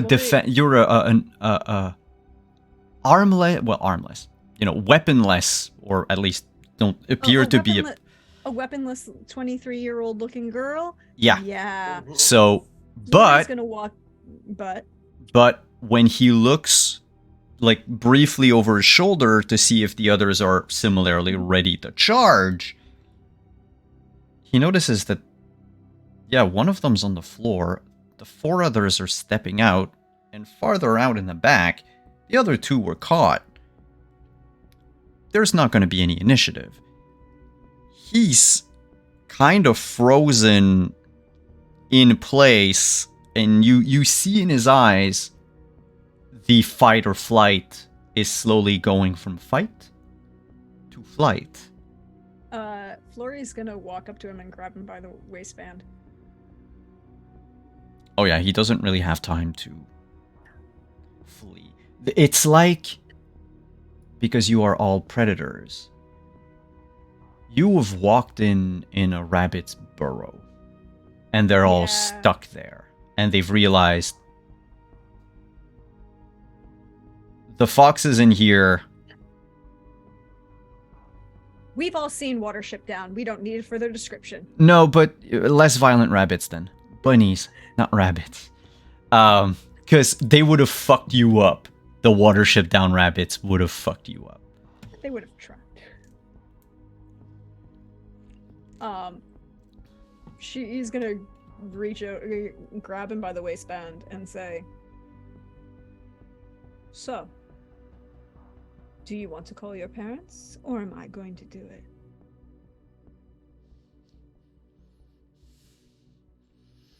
If it looks like he's hesitating, she's going to take her nails and grab him by the balls and dig in. By the way, I slammed those guys' faces into the trees to harm them. Okay.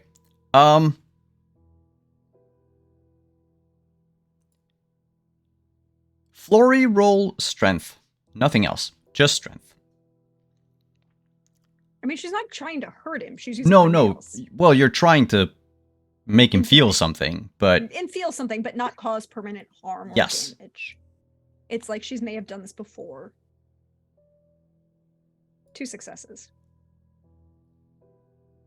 he yelps and faints.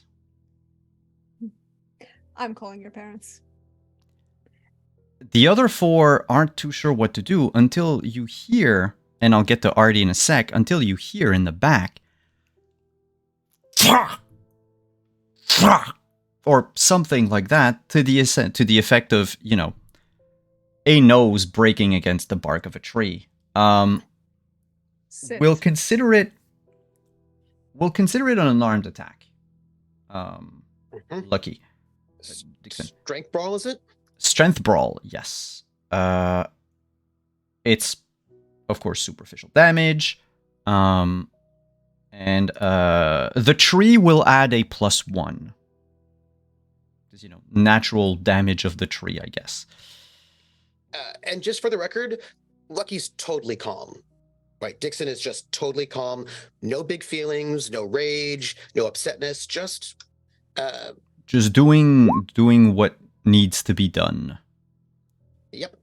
Because you don't really have feelings for whatever they are, kind. You don't really get yourself emotionally attached to that sort of a thing. 3 out of 2. 3 out of 2. So that would be 3 damage.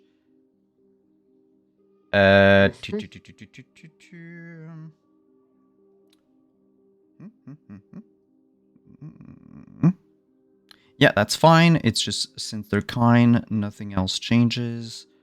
Oh,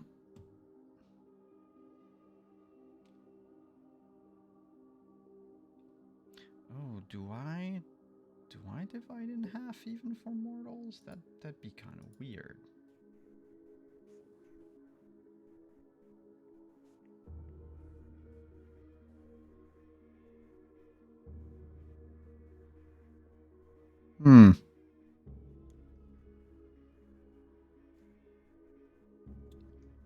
No, in this case, I won't divide in half.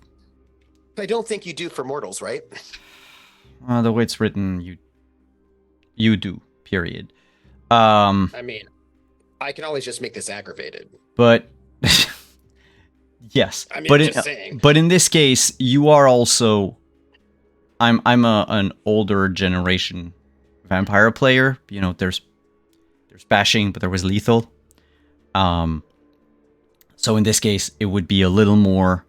They took a solid hit. They're both like concussed with a broken nose, blood pouring down their face. One of them has lost his 2 front teeth. They're still lodged in the bark of the tree. They're crying. They're to make it easy, I have lethal body, which is a free passive, which would turns that into aggravated damage.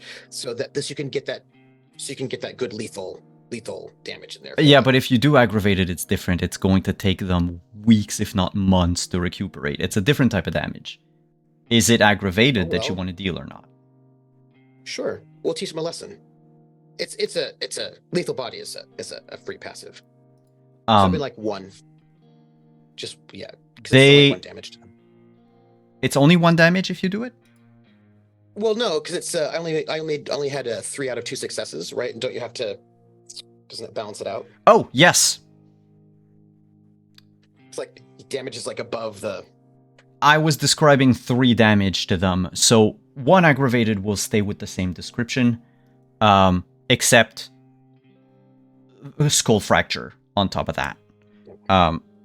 By the way, one of the tree has a dent in it now to the point where it looks like someone hacked it with an axe. Like, at least 1 good blow with an axe. They're not crying. They're passed out. They are limp in your arms. And despite being satiated, you know, it's blood. And it's just flowing there, being wasted on the parking lot, like ground. Like, who are you gonna feed? The asphalt? I mean, it's not going to change much. You're already full. But you know how we always have like a separate stomach for dessert? Mm. You could just go to town on their face. Just a little.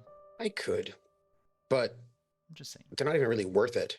You know what I mean? Well, not really. It's just, it's like you see that someone dropped ice cream on like on a sidewalk. Yeah.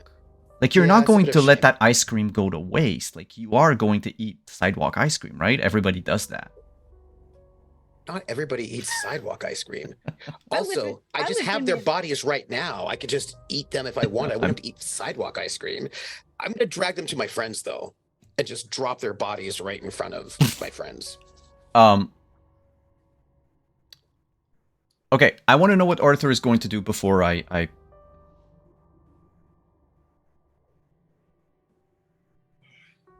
First wince at everything that's going on. There's just his humanity's high enough, he's wincing. And then he's gonna pop off and go over to the gathered throng. So Huey and Louie there tripped and smashed their faces into a tree. Right? What the fuck are you people? Is it? And there's one of them that just like whispers like, Mafia.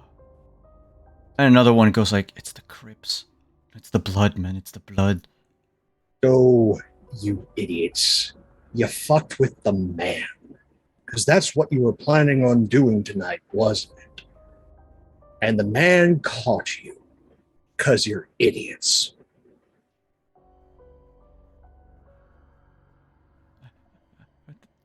Are you gonna kill us? No, the man doesn't kill idiots. He uses them. You're going to pay for all of this. And then the smarter of you are going to enlist. Because the others are going to be mine. So you can either serve your country or me. None of them seem to understand the part about serving you. Like, the part about forcing to enlist, like, it seems to have registered. But they're all in shock right now. I'm counting on it. And Dixon just what goes and stands behind Artie, right? Takes his spot as Artie's bodyguard. Just Oh, they are... Ooh. No, wait. You take your place behind Artie. And under the lights in the parking lot, they can see how freaking pale you are. And how much, now that they think I look of like it, a corpse. you look like a corpse. But so do the two others. They're a little pale. Well, none of you activated Blush of Life. Yeah. I would, well, yeah, you caught me. No, I don't look pale because I'm backlit at the moment. It's really hard to look pale if you're standing in high beams. Yes, but there is something to the vampire in you that Yeah. they sort of click that you are not. Oh, we're the predator on the scene. She's okay with that, but she intentionally has kept the high beams on them and is standing with backlit. She's not inherently stupid. She's just a little adventurous and daredevil.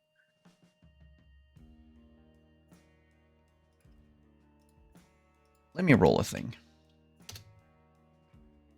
Ooh. Nice. That's too many dice. I have to start over. Are Two you of them, rolling against 3 of them all? are passed out. I need to. Mhm.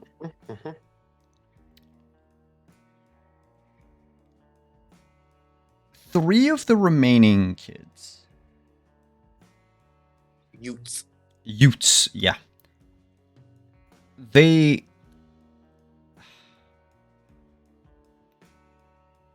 agree to serve you. The other 2 sort of pushed them.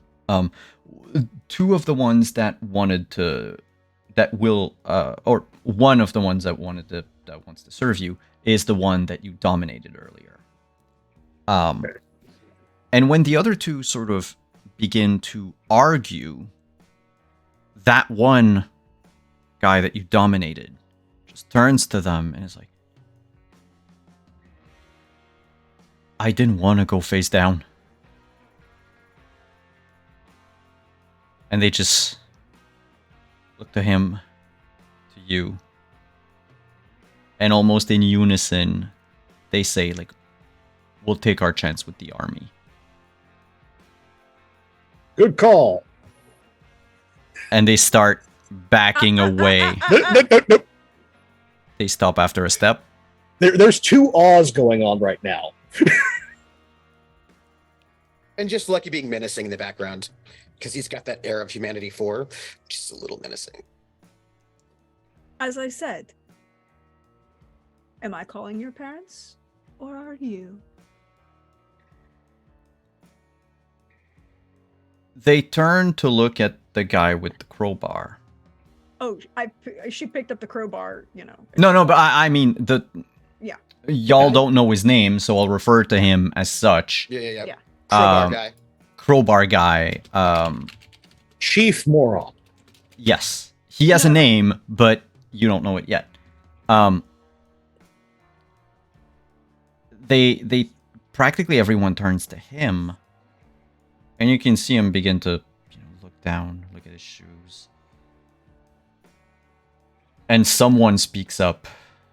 You're not quite sure which one, because they kind of mumble. But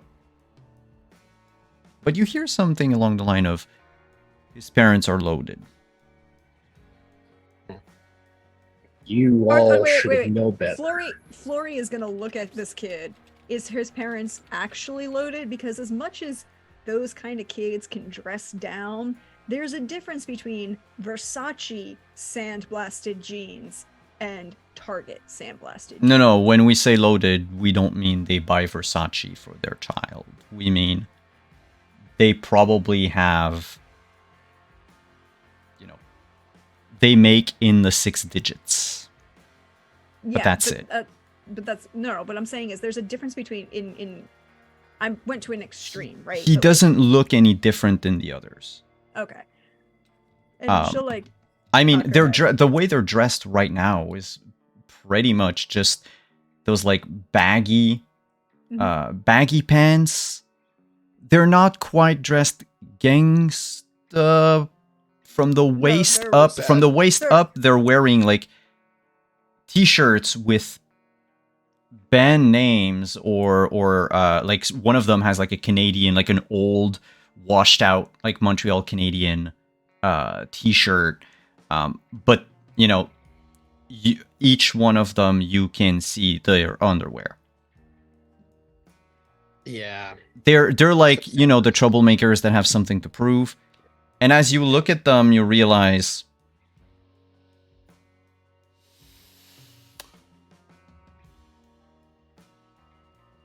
more than 18, less than 20 years old. Good. They have enough facial hair. It's spotty. Some of them you can see that they shave. That they're not teenagers. But clearly they're early college dropouts who just had nothing to do, or maybe, wanted to score some quick cash for whatever reason. I'm going to rouse now. Well, blush of blood. Flory will go look at the kid who they're looking at as got the money. And she's gonna pull his phone from the pocket and take his finger and like hold it against the home screen.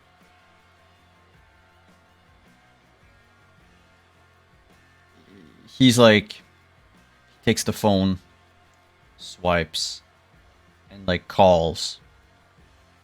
In his like contact, you know when you call some, of course, The loaded, ice. you notice that it's like brand new iPhone.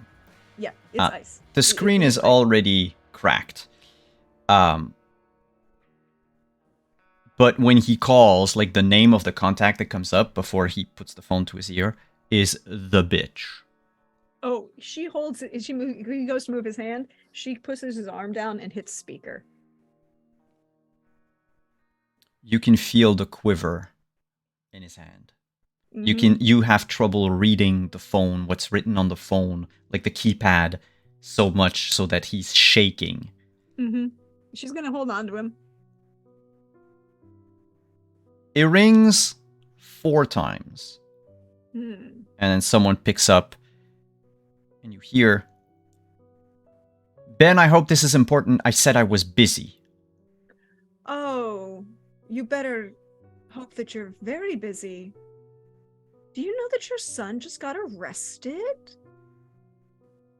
And by the way, since he's technically underage, I guess I'll just have to sue you for all the insurance money that I'm going to have to take out to repair my home and all the windows he broke.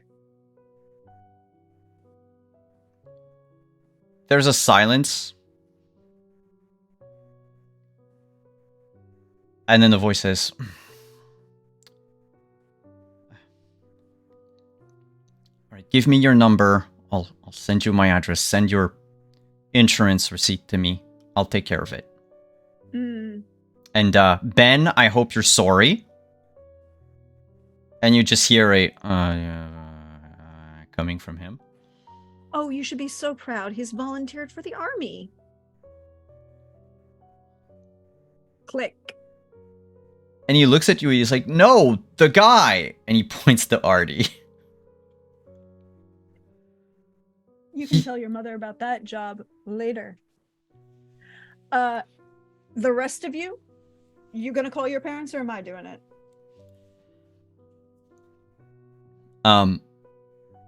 Two of them are like, "We don't have a phone."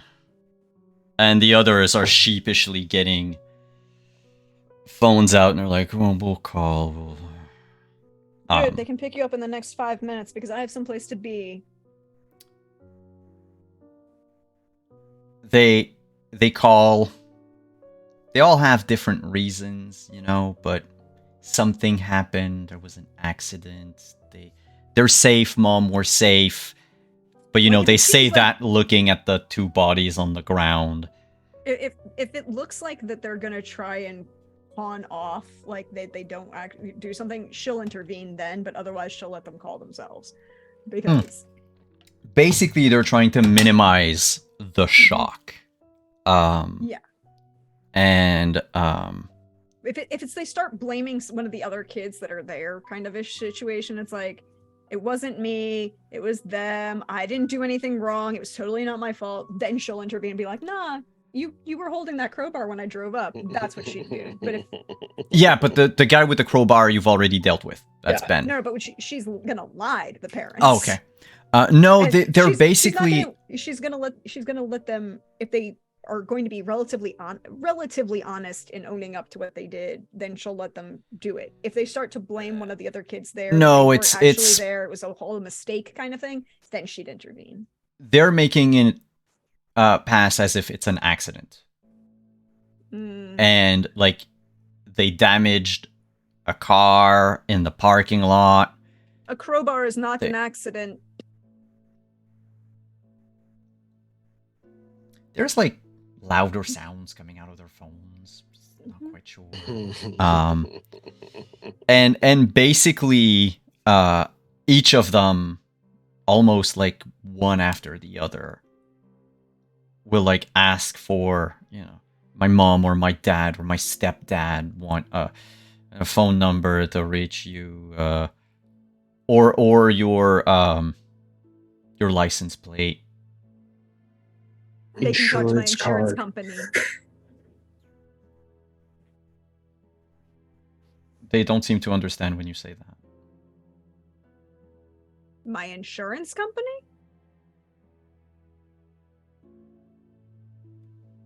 The lady said to call her insurance company. My insurance company will call you. That's how this works. Do you need my number?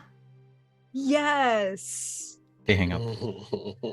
And you'll have the Yeah. the And then she'll required. turn and she'll turn and like and walk by Artie and like kind of pat him on like the arm. Is like, all yours, Rajul, and go lean over next to Dixon.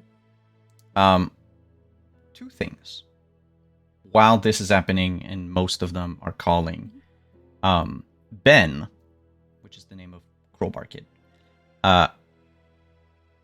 did whip his phone out again to call 911. I'm Oh. looking at him with a look. Nope. We are snatching that phone. But, and he points to the two.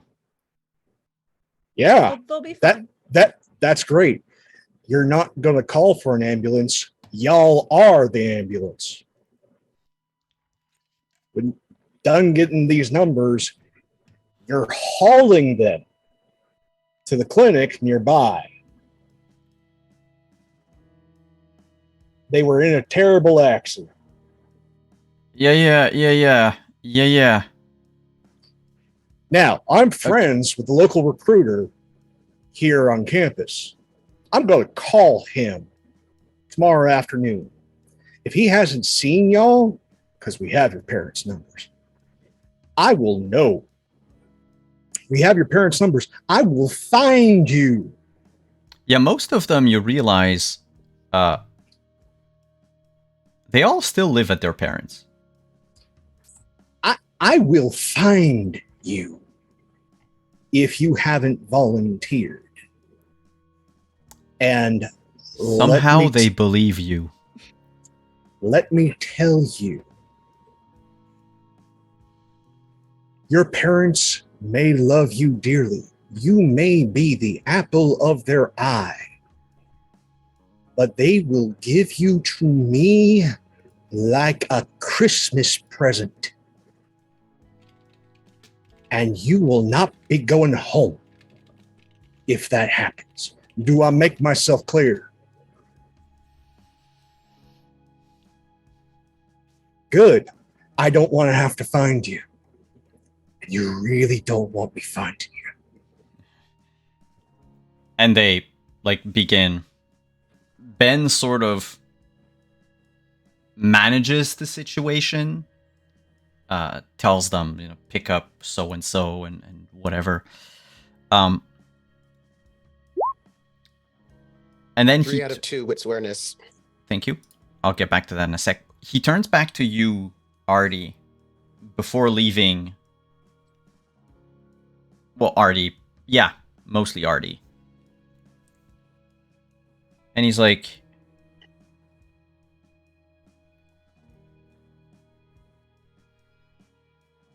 my stepbrother told me of people like you.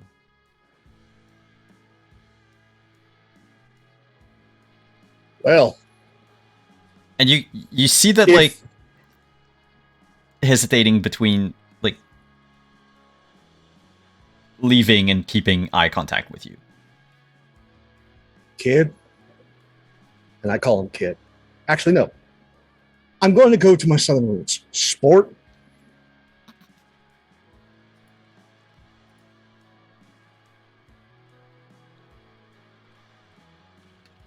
If you're actually right,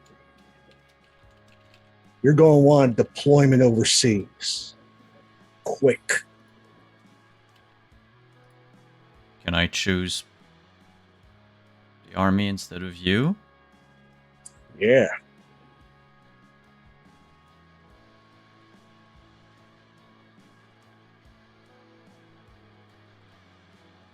I'll think about it. You don't want me finding you, Kid. You're not going to like it.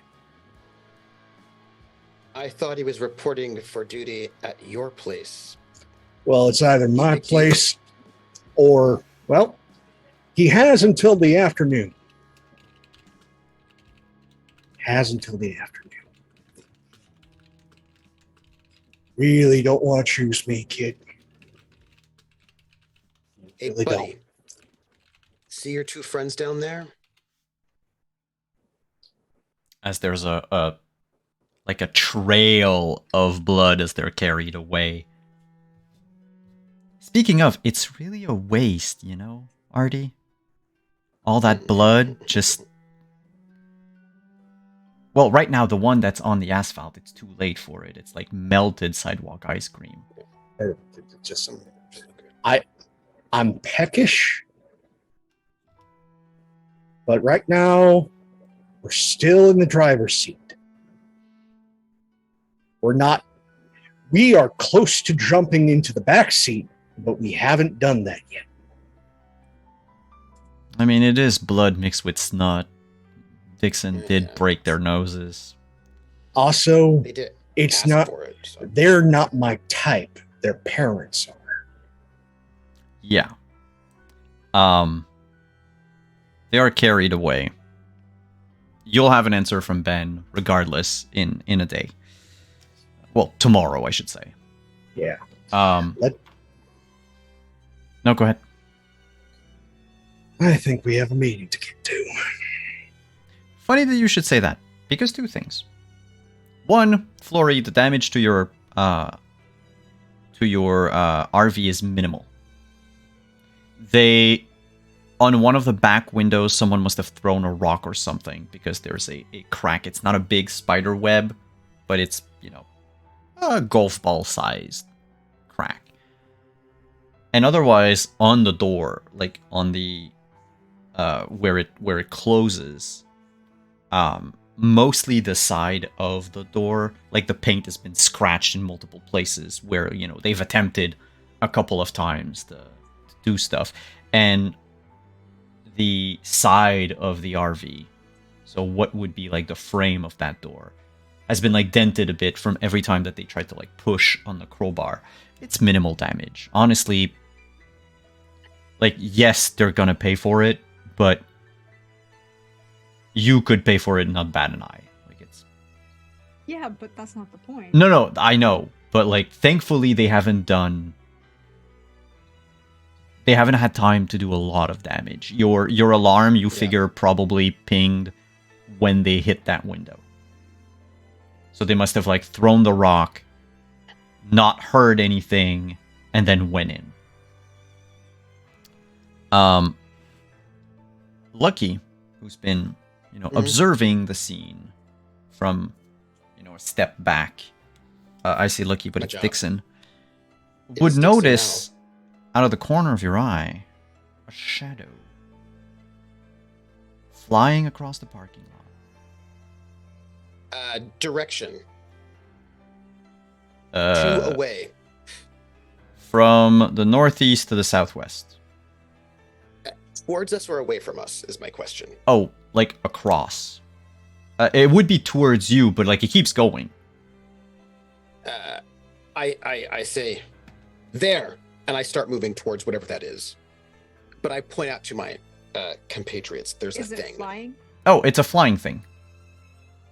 So it's not ground level. Well, I mean, the shadow is on the ground, but I see. the thing casting There's a- the shadow okay. is Yeah. So if you look up, you would have time very quickly to see Yeah. before we it. have shadow. Yeah, have I shadow know. I have to. beings, you know what I mean? I have to. But shadow beings could not. I don't know if Rick had told you about it, but out of game they couldn't because of the headlights right now. Yeah. But no, this shadow is perfectly natural, and it's a winged individual that you barely have time to see before the rest of his silhouette is obscured by just, it sort of melds with the rest of the night sky, but you saw it as it flew across the moon. Or in front of the moon, I should say. So it's like, I just sort of note there, and I sort of point up to so that my compatriots can see it. You I would also both don't have care if they time can't see it. very quickly to... as they're moving away, even though they probably heard you, they made no motion to look. Oh God, what's his name? What's the gargoyle's name? I have it in my notes.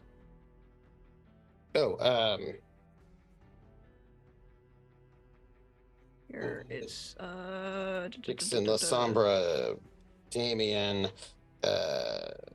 Dark Navy Suit, Betty. That's Locke. Gargoyle. Locke. Yeah, It was Locke. like, it's not Lucky, it's Locke. And she goes, Yeah. she will take a second and she will lean up and she'll whip, "Have a nice night, Locke."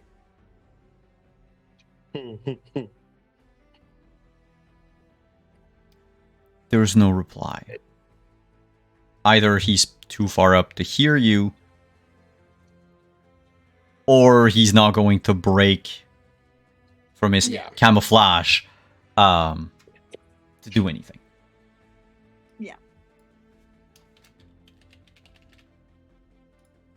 We have a business Mhm. meeting. And she's Yeah, like you got her do. phone and she's taking like a bunch of pictures that she's gonna send this all to her insurance company. With all of the names and numbers. Yeah, they'll handle all of it. Oh yeah, that's what that's there for. And she takes a second to text Zalmati because he would have also received the text about the from the alarm. Yeah. Yes. In fact, he hasn't replied until you start typing. Mhm. And he says, have something to tell you later. Like in two separate texts. Like, have something to tell you. And then the other text is later. Oh, don't worry, the car's fine. I took care of it. There's not another no message. In fact, the way he wrote those two messages, he seemed stressed. Mm. Mm. Like he was like quickly typing with one hand, not necessarily taking time. Mm. Hence why the message was broken in two. Yeah. And you know Zalmati, so Yeah. you get the feeling that whatever's happening wherever he is. Oh wait, I need to check something.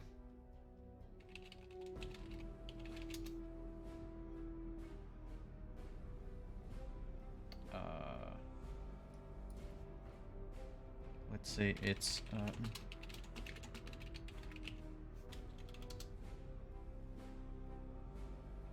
Yeah. The storyteller needed to make sure that time zones were respected. Oh, right. Because it is not night all over the planet. Mm-hmm. So yes, there's that message. So she'll make a note of it and like puts it away. She doesn't say anything to anybody else. Just, oh, that was a pleasant diversion. Yuma, I believe. Yes. You okay, Lamia? Of course. Okay. And she'll get in the car and turn the high beams off and leave. Driving to meet Yuma. Yuma's And Dixon's chill. Like there's really no big deal. Nothing. No, in fact, I think it's the first time since the beginning of our entire chronicle where Lucky is chill. I mean, he's always been No chill, but worries. now it's just totally chill. No worries. Like the weight of the world is off of him. You know what I mean? Mm-hmm. Mm-hmm.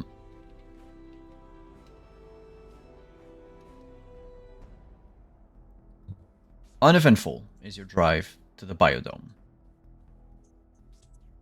Yuma has made basically some of the one abandoned exhibit room at the biodome, his place. Kind of like a way to have nature in the city. The Montreal Biodome is a sort of small indoor zoo, if you will, where they recreate in those big rooms. Well, I mean, it's a biodome. If you've seen the movie Biodome, you kind of have to know what a biodome is like. Except this one is smaller than the one in the movie. And the area that he has must have been like a beaver habitat, because there's a lake, like an artificial lake, that's half empty, and like some land around and all that. And he's basically just pitched like a tent, and he camps there.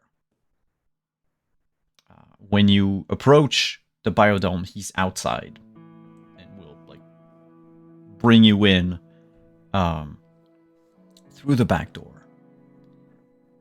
And just once you're at his campsite, just motion to like a couple of plastic folding chairs, some of which you're not quite sure would hold the weight of anything but a child. And he sits on a log and sort of like moves his plaid shirt out of the way. So, what's going on? And Dixon, stands behind Artie, as he did in the very, very beginning of the campaign, right? Mhm. When he was, when they went to meetings, he would just, tend to stand behind him as if he were. Except this time though, Yuma sat down. Yeah. Like, he's less confrontational than the first time you saw him. Oh no, I meant when we first went to the very first episode of the campaign one, we went to go meet some vampires, right? But the first time, if you remember, Yuma stayed like standing a bit away, even though there was some sitting room in the jungle. The jungle, yeah. First, for your collection, hands him the cassette.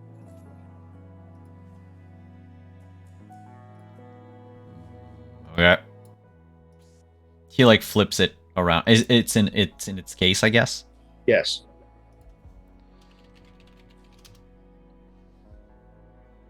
Thanks. Again, you're kind enough to host us. I mean, I haven't thought about refreshment or anything. I thought this was just an in and out thing. Gosh, it's not you. So let me get to the point. The prince is not entirely the prince. As in Val is wearing that. Who? My sire.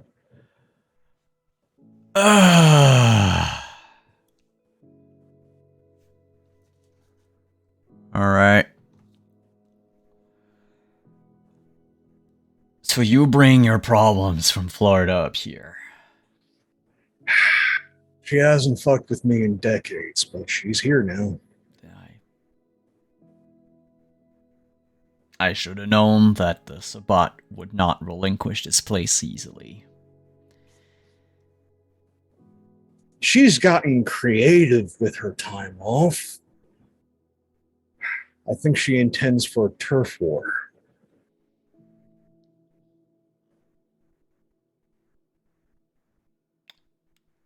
So you want me and mine to fight your sire? No.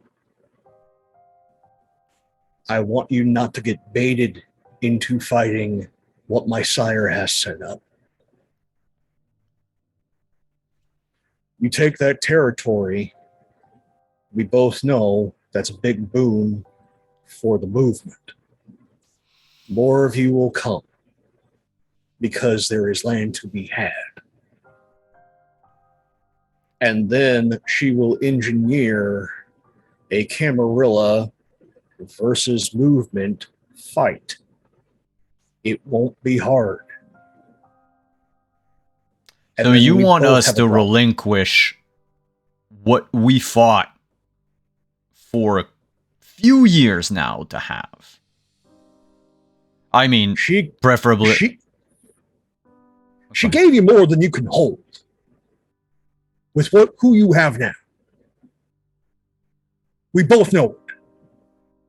Yeah, but it's a step in the right direction. After It's that, too big a step. we get more people, and then we wipe whatever little tiny Camarilla outpost they have here, and we're done. It won't be tiny when you do it. How many people does your sire, or is your sire bringing along? That's the thing. She's smart enough to not do it with her own pieces. She's borrowing the cams. When you strike, you will strike somebody valuable. She will make sure that happens. And it won't just be some camis. It will be archons, justicars. It's going to be the whole damn thing. Because you know what she loves? She loves crusades. And it won't be the Sabbat fighting, y'all. She sees two things that she loathes on top of the cherry on top of hurting me. And she has the biggest win that she could possibly engineer right here, right now. So, I have, and he gets up, to take your word and stand down and tell my people that because of you and your family problems, we have to relinquish our first step in control of this island. I'm telling you, if you're patient, you can get what you got and more if you don't get baited.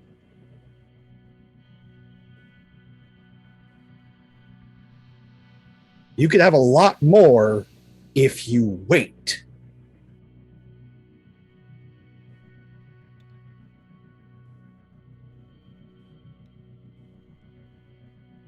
How? Yuma, you're not waiting. You're playing chicken. Don't blink. Tell that to everybody else. She'll crack her neck loudly. I will if you want me to.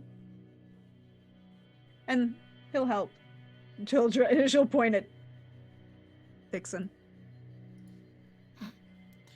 Don't have anything to say about that. He's not in the movement, and neither are you. No, I don't play politics. I'm an equal opportunity. That's why you hired me. And then she'll just sit back down and lean back. There are a number of individuals who already know about what's going on. Like who? Valois, and you Of know that, course. of course he is. But also, more importantly, you know that highfalutin Asian woman at that shindig you crashed? You know, the one that most everybody couldn't take eyes off of until your dramatic entrance. Seem to recall there was an Asian woman, yeah. Important Lasombra. I did her a solid. She's going to, in exchange, use her network to get the word out that that prince ain't their prince. Let the cam take out their own garbage. They'll be weak because of it. Once it's removed, then you sweep.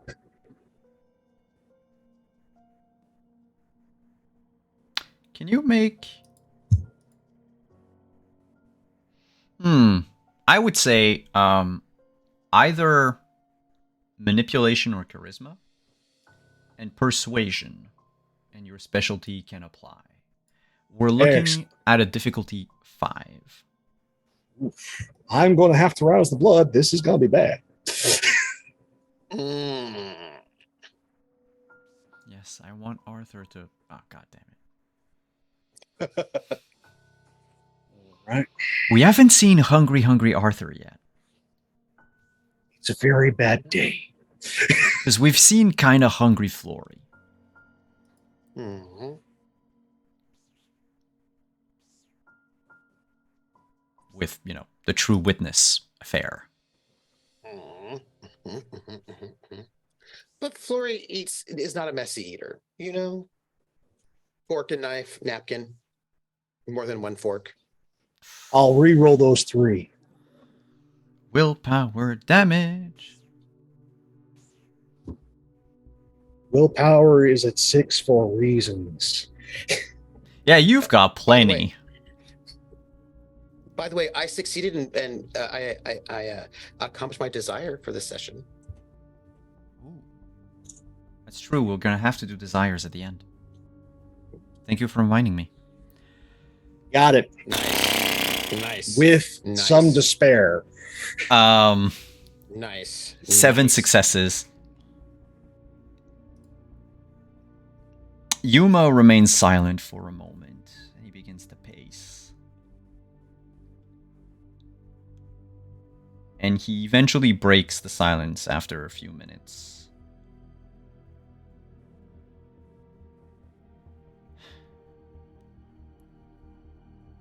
A month. I can hold him back for a month. But after that, I need some tangible form of proof that what this Asian contact of yours is doing works. Show me cracks in the Camarilla. Show me the sand upon which the Ivory Tower is built here, and well, at least that will probably keep my people quiet for longer.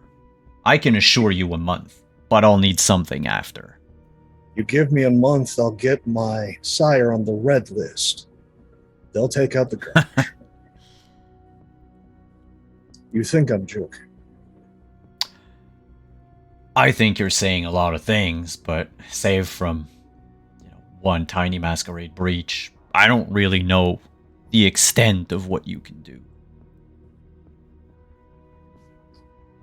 I hope we both never explore that.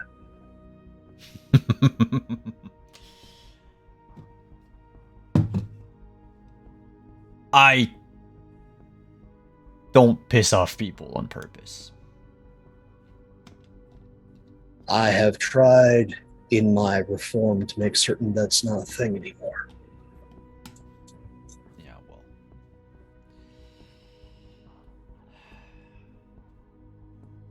But this is going to be enticing in the meantime. Because if she sees that you're not moving on her timetable, she's going to try and pull the trigger. I can negotiate in bad faith. She's just as good at reading people, if not better than me. Yuma, I'm dead serious when I say this. Assess who is important to you and make sure they're secure. You don't move on her timetable, she's going to give you an excuse. Can the three of you give me wits insight?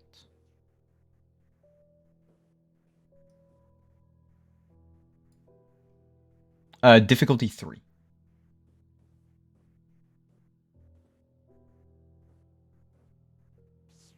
2 out of 3.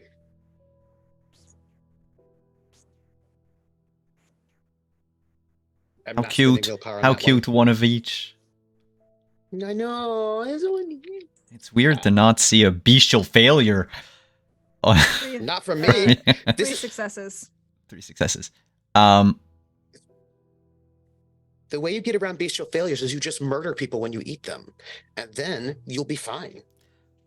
Flory, you're the only one that picks up on it. Like When I've done this Arthur with you said, before. take someone, like, take note of everyone that was important, make sure they're safe. Mhm. For the briefest instant, there was a crack in Yuma's mask, if you will. Mhm. Like he got 2 gray hairs. Hmm. Very subtle. Very subtle. But he says, alright. And, well, I guess I can promise everyone else that you'll get her name on the red list within a month, so I think we're safe for Yuma. until Halloween, I guess. Yuma.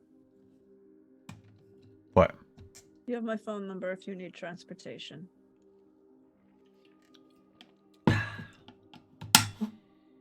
Well, I don't know at this point, how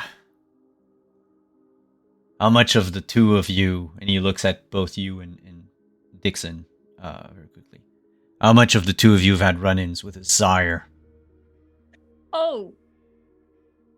So my grandsire and his sire have a blood feud going back to the 18th century. Alright, I won't take you up on the lift offer.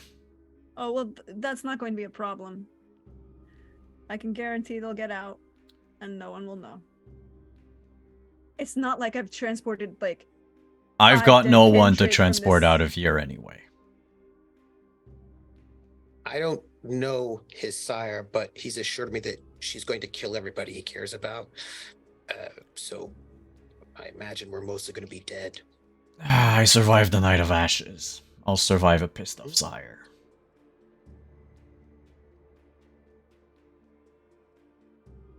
I'll leave you with this, Yuma.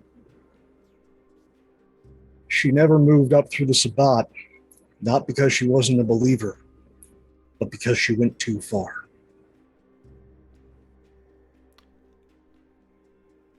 Well, the more you talk about her, the more I'm eager to meet her in person. The last person who said that, before I left her side, she turned into a lamp. Yeah. Oh, I forgot about that. God, I don't miss those nights. All Take right. care, Yuma. Halloween, red list. That would be a cool party though. Like an execution on Halloween.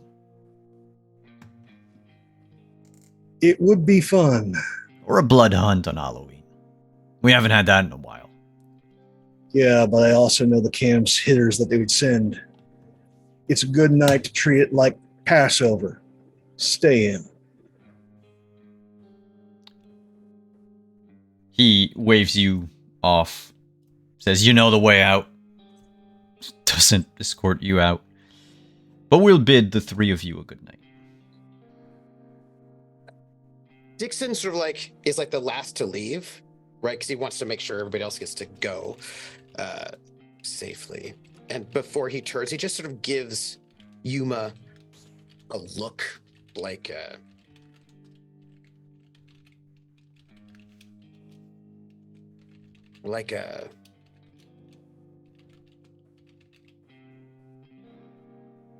sort of subtle, but like they had a whole conversation right before, and it's just sort of a kind of a solidarity look.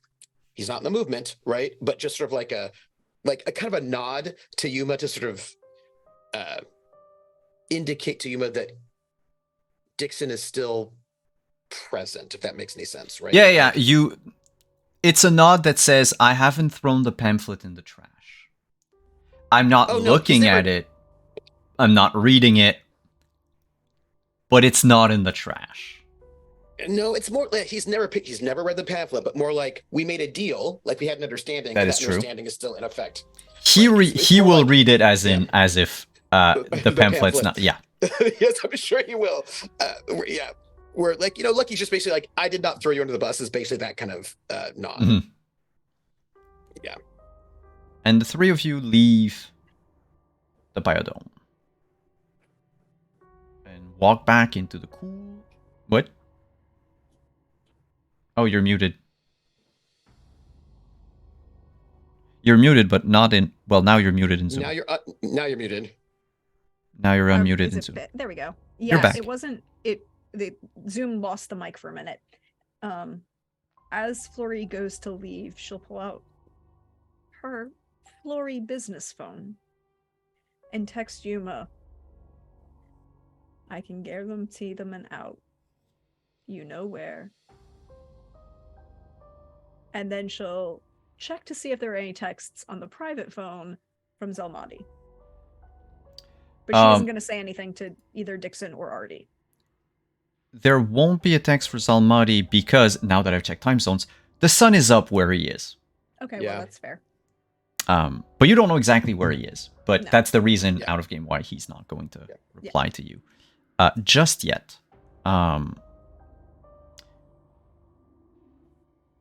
There were like dots from Yuma, Mhm.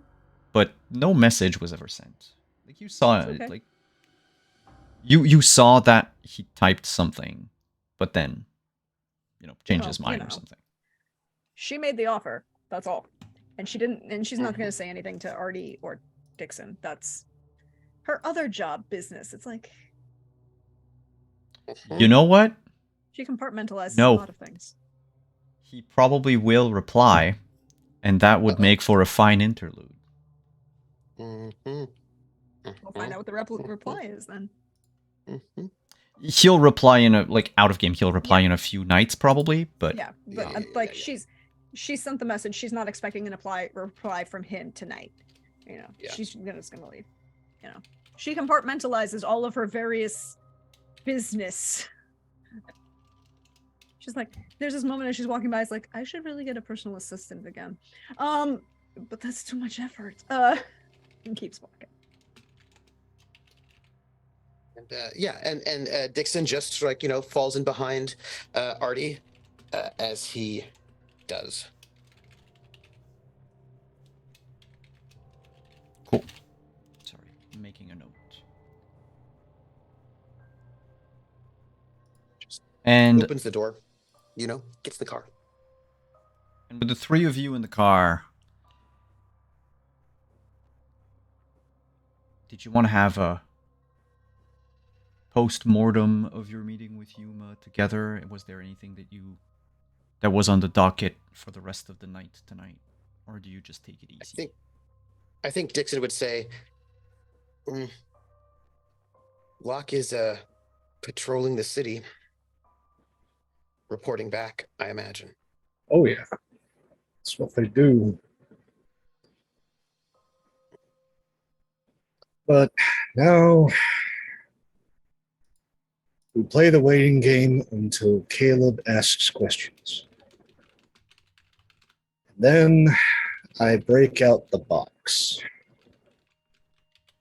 I mean, there are multiple steps in between that. No. I'm gonna get her on the red Box. list. Yeah. First thing that I learned from someone who wasn't my sire after I was turned. The good bishop, now archbishop, told me, young Lick, you want to live, document everything. I did. All of it. I have kept journal after journal. Took up photography. I got all of it. Haven't used it yet. Was waiting until she got inventive. Well, she got inventive. So now we use the box. But I have to give it to Caleb. I have to give it to Caleb and make sure he lives. You don't have to give the box to Caleb. I have to give a copy of the box to Caleb.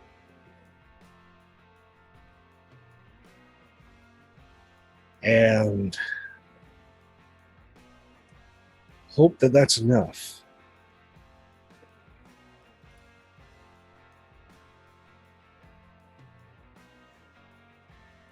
When they come for me, you don't have to defend me.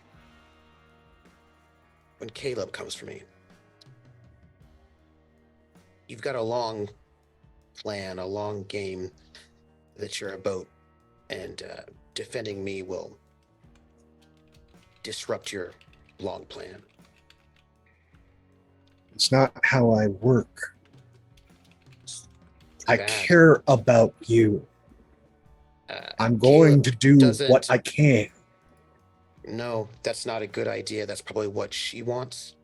Also, you're in with Caleb, and Caleb is not working for my best interests. No, he's only a working matter of for time. his best interest. And his best interests are actually quite harmful to me. So listen, when he comes for me, your long-term plan has got to continue to go through. That's your fight against Val.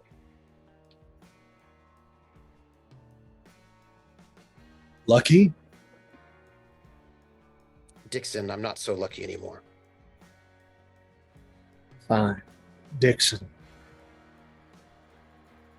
I will not tell you you and your business. But if I want to stretch out my neck for a friend, I'm going to do it, and you're not going to tell me otherwise. It's already too late. You've already thrown me under the bus, Artie. And now you have to live with it.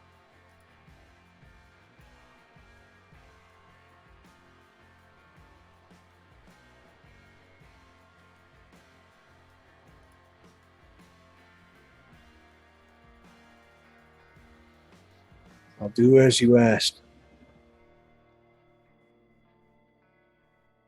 Can't take it back.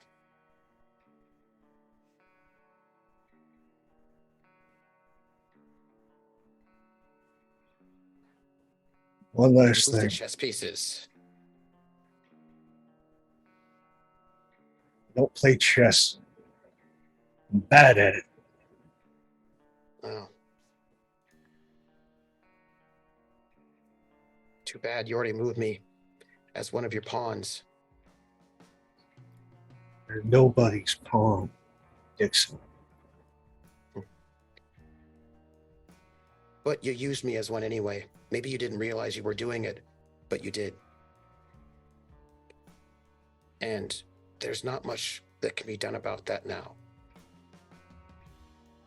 I can try.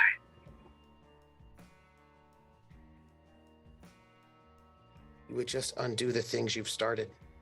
And you've got a plan, and there's something important to you. You've got a dream of a place, and all of that. Montreal's already burned. At least for the next 2 decades, Montreal is lost. Because what I'm about to do is going to end one of 3 ways. The cam comes in force, they get her. Cam comes in force, she gets them. Or I fuck it all up. Those are the 3 options.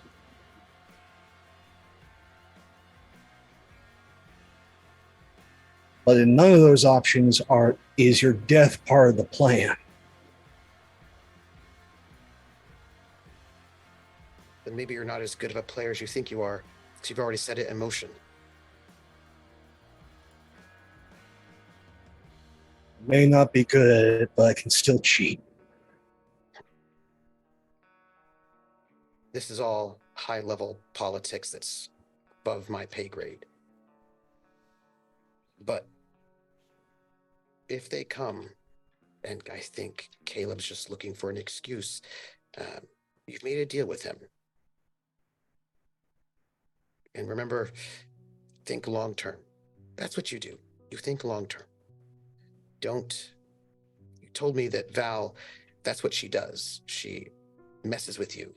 And all of this is about messing with you and hurting you. So stay strong. Don't let her bait you. I'm the bait. Don't let her bait you.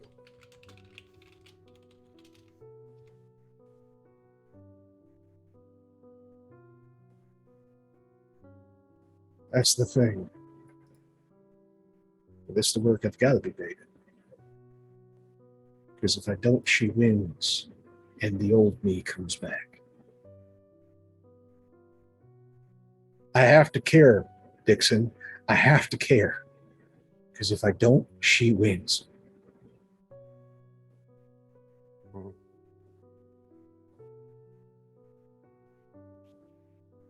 The moment I start following, like you are, she wins. I'm not falling. Yeah, you are. No, I understand locations are fleeting. And we are monsters. No, we're not. We don't have to be monsters. No, we are. We Lori can told me so, choose. and she's right. You know, there is no choice. We're not meant to be here. We are meant to be here in many ways. We are the rememberers of empires, shepherds of a great flock. We have a great That's amount just of a work to do. story. No, That's just a story. stories is how we remember things. Stories is how we live. Stories is how we are still a part of us, kind and not monsters.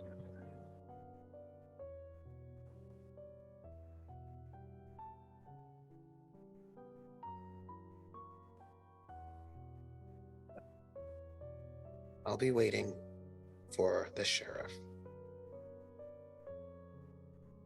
But until then, I'll do my job.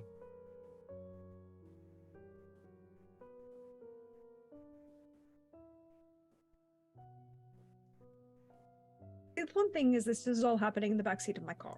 Yes.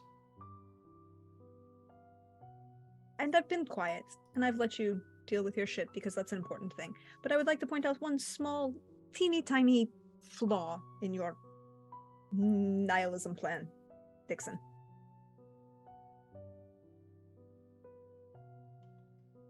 I'm the one who lied to the cops. No, this is about when Artie told Caleb all sorts of things about me. Oh, no. I'm talking about the fact when Caleb comes for you after whatever you think he's going to come for you for. I'm the one who lied to the cops to cover your ass. So, come for you if you decide to be a nihilist and just have Artie just let you go means that you're giving up on me. And you're not giving up on me, right? She literally will turn. Who's sitting in the back seat? Because it's, a Corvette, so there's... He's in the back. Lori, you turn around, it's like, you're not letting them come for me. I'm not letting them come for you. We'll figure this out. No, Flory, I have told Artie more than once not to tell my secrets to Caleb, and I have told him that Caleb has been following me. He keeps telling my secrets to Caleb. This is bigger. Okay. Caleb has been following me outside of the city. Rajul, don't talk to Caleb about shit. Amia, don't be a nihilist. We all want to get out of this city alive as we currently are. This is not about nihilism. You told me that we don't get attached to locations. You're right. No, we get attached to people and thoughts and beliefs. And the location changes, and the people change, and the beliefs, they mostly stay the same. But if you know who you are in here, and in here, then when the world collapses around you, when the invading army marches through, when the giant flood comes yet again, you're still there, here and here. And yes, Val is a big fucking flood. You want to do when the act of God comes? You build a raft and say, fuck you, flood. I'll ride your power. You think you can destroy me? I'll take that confidence in my destruction and use it against you. That's what you do. Now, no more nihilism. Frank Sinatra. Enjoy.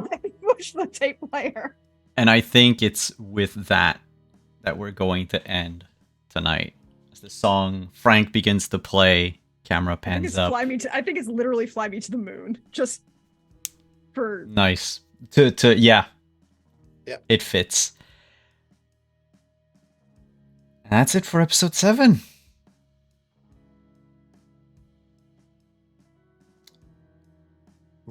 Things are happening. But before we do our outros and all of this, Trooper, you brought up a point earlier because this is something we talked about in the green room, and I've constantly forgotten to implement it.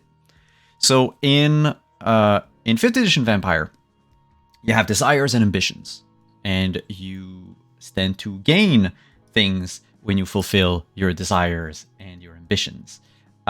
Partly so working towards your ambition, which is like a long-term goal, is something that'll allow you to heal aggravated willpower damage. Your desire will make my Adobe PDF freeze again. There we go. Lets you heal regular willpower damage. 1 point of, whenever you accomplish your desire, you heal 1 point of superficial willpower damage. And that's it. Except desires change every session. So it's something that you want to accomplish, and it is something that would normally need to be on the relationship chart, or I would say adjacent to the relationship chart.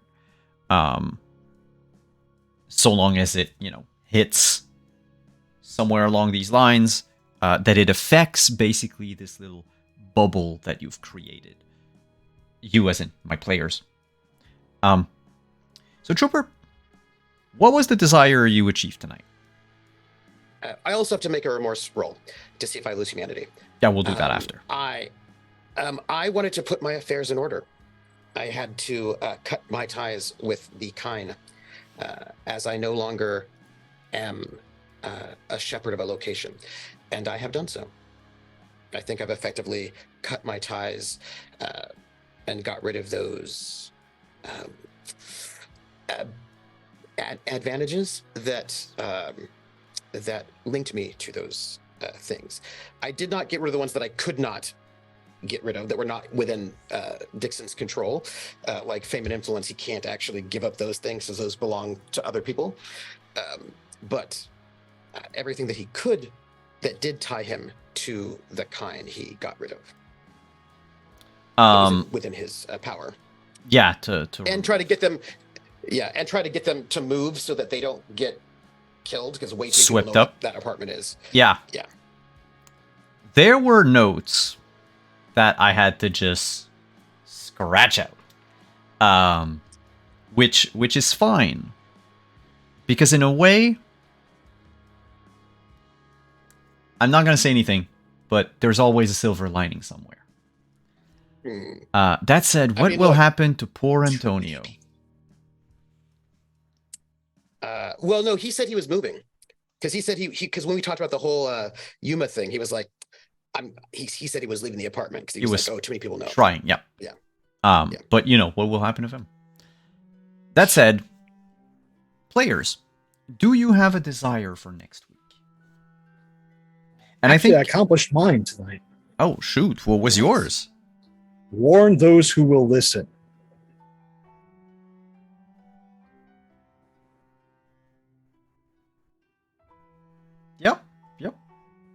You can heal 1 superficial willpower damage. Flory, did you have a desire for tonight that you achieved or not? Yeah, I mean, make the prince look bad. Which is an ongoing desire, admittedly. Yeah, I would almost put it as an ambition. No. Her ambition is set. Her ambition has been set for decades. Yeah. It's just so long as you're aware that, like, oh yeah, it might take a while before it happens. Oh yeah, she's. Me, the player, understand that, and Flory technically understands that too. It's like she knows that this isn't a short-term thing. Yeah. But it's like, I also don't have any willpower damage to heal, so it doesn't matter. Yes. So that said, we'll do our outros after we roll the humanity roll for the remorse roll for Dixon. And as part of the outros, we're going to talk about, share love, the usual spiel, but also we'll add our desires. Why not? My dear Dixon. Yes, please. How many stains do you have? 2. 2 stains. So I will roll my So you would roll 2 test. dice. It's actually, I think I've got 4 because it's the open boxes. No, it's the you roll number of number of dice equal to the unmarked boxes. And I only have 4 humanity, so I get a lot of. You have a dice lot to of roll. dice, yeah. Plus 1, so I get to roll 5 actually. Yes, so I clear those stains. The lower humanity, the more dice you have to roll to avoid losing more humanity. Yes. Yeah, but the thing is the quicker you will accumulate stains because of your actions. Like, you won't mind doing things that will give you stains. It's true. So in a way, you might end up having less dice. But I think 4 humanity might be sort of like a sweet spot, design-wise, where it's not too low that you're, like, completely out of control, but not too high that the moment you step on a flower, you occur a stain. Shouldn't get a stain for stepping on a flower. That's so much. At 10 humanity, yes, you do. Have you seen the flowers though? They're kind of like. I'm not talking about the flowers deserve it. in Songs of Agapia's Fortune. Those are killer flowers, and it's not the same thing. But speaking of Song of Agapia's Fortune, let's do outro and start with Flory. Oh, hi, me. Hi everybody. I am your friendly neighborhood Prax at Dirgedomin on Twitter, or Praxgorath as Mayphoria is you see me around here on Twitch, or Prax the Bard over on Hive. Thank you again for being here. Thank you, GM, for this wonderful game.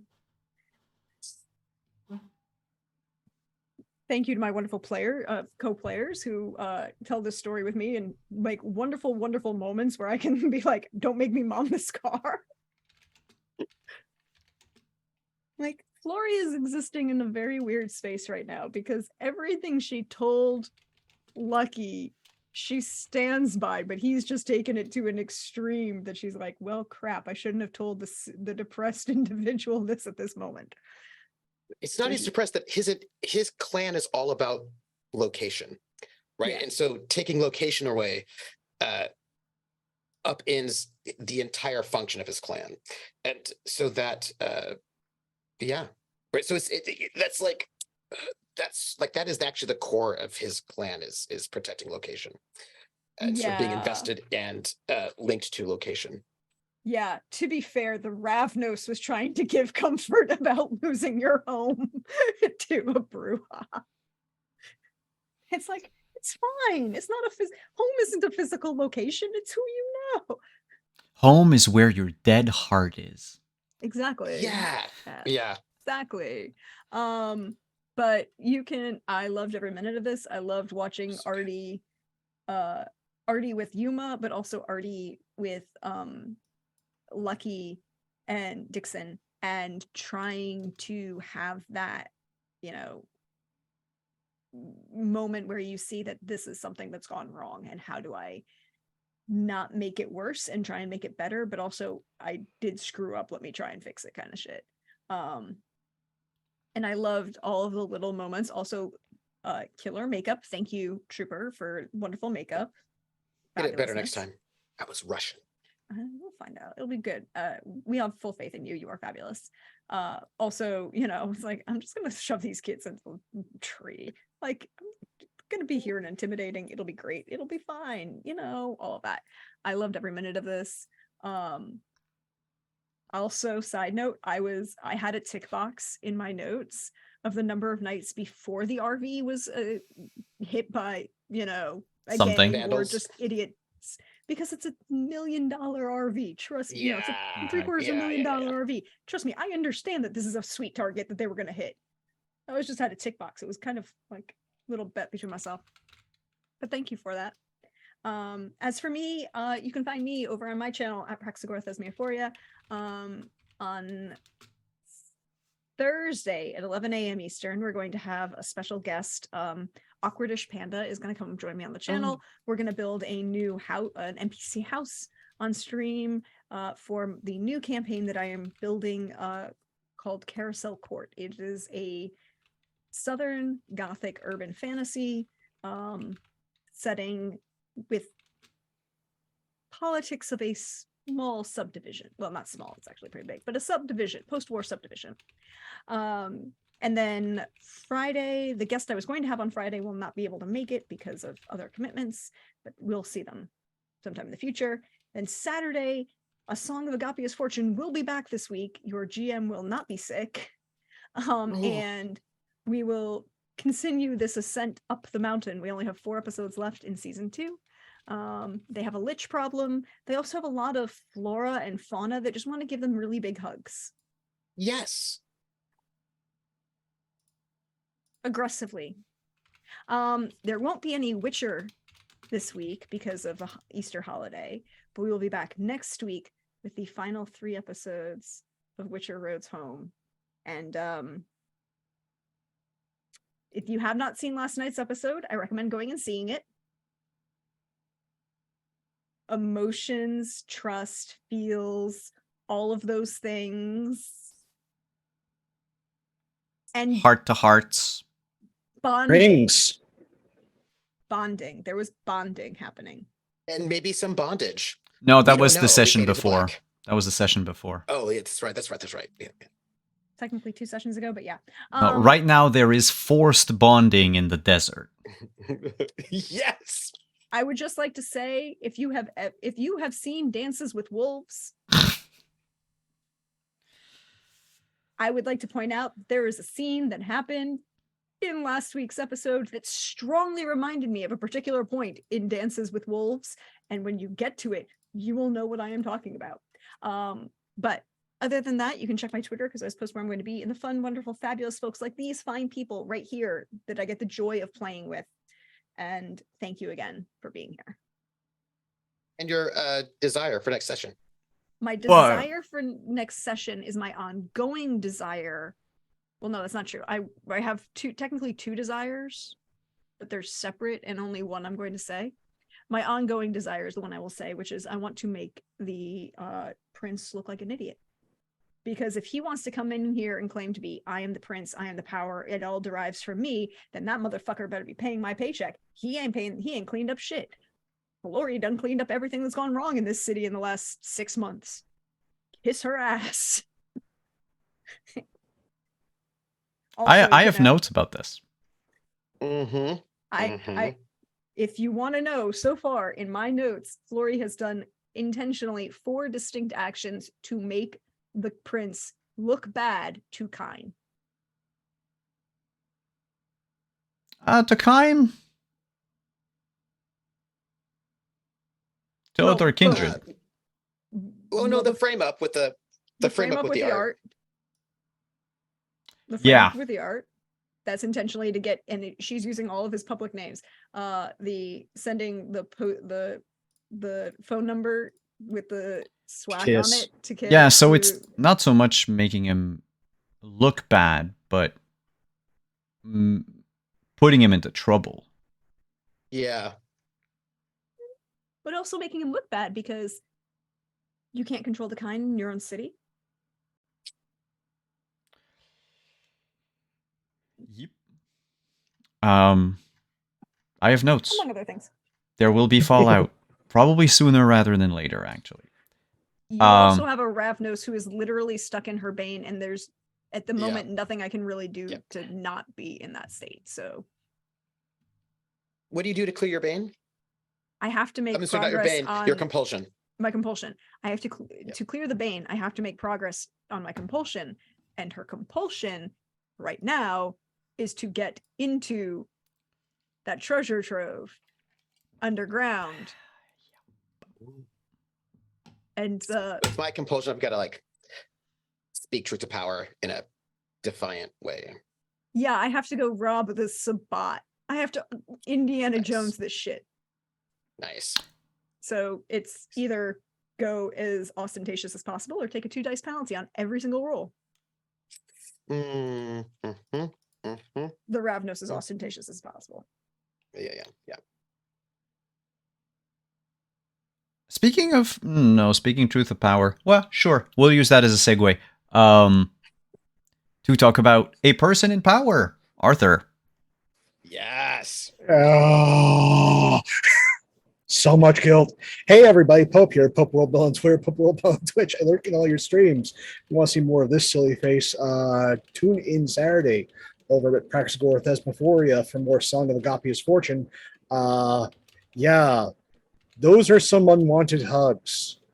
One of the balancing factors for wizards, most spellcasters, is they have these things called spell slots.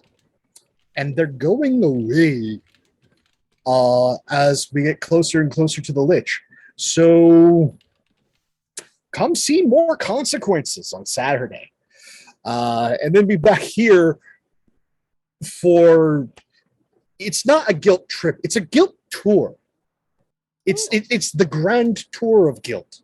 As we roll down to the end of this season here on Montreal by night. And there's so much love to give.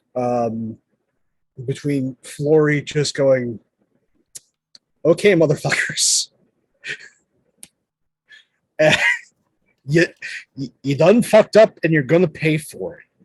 You're not gonna weasel, and I am going to make this hurt in a way that is very Ravnos. Like, no.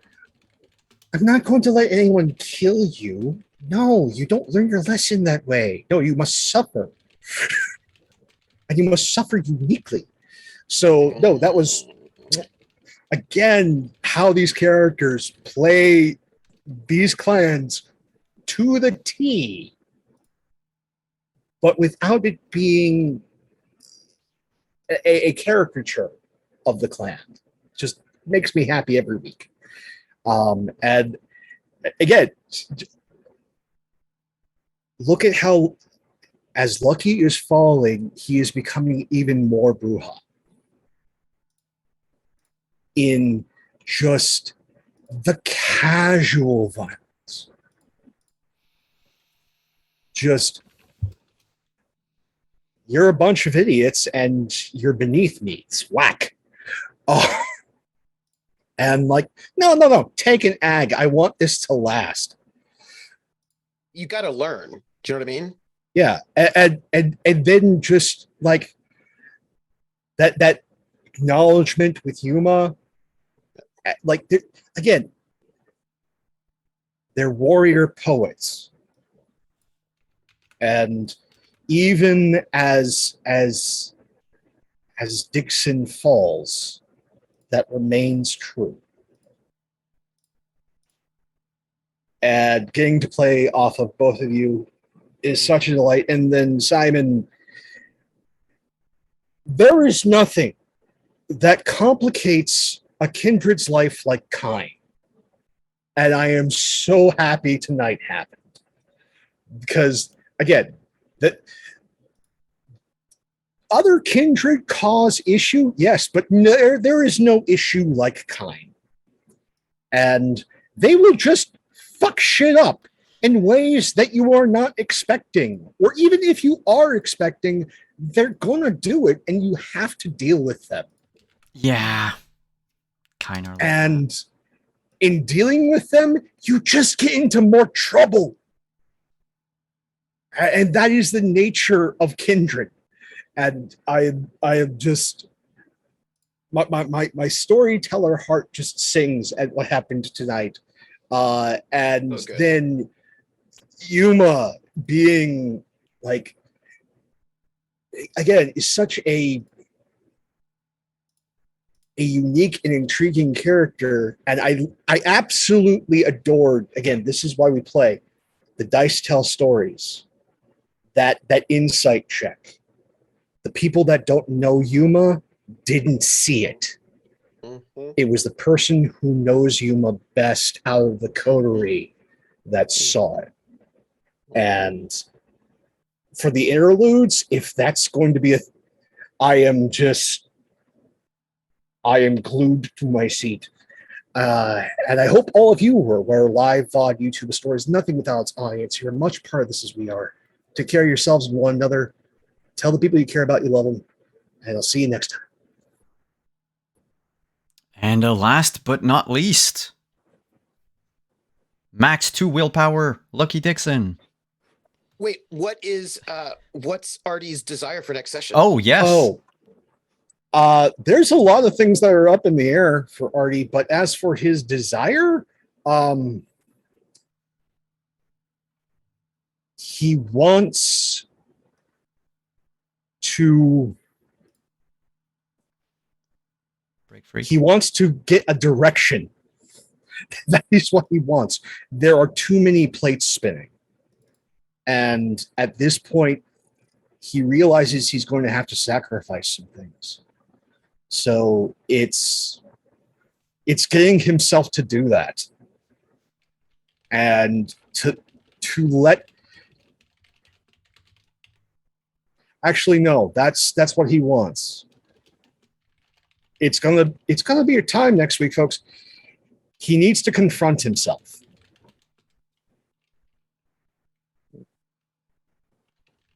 That's what he wants. Mm. Mm. Mm. Mm. Mm. Let's see if he actually follows through or keeps running. Mm. Mm. Mm. Yeah. I guess at some point Artie will also have to face Val. But not right now. Not yet.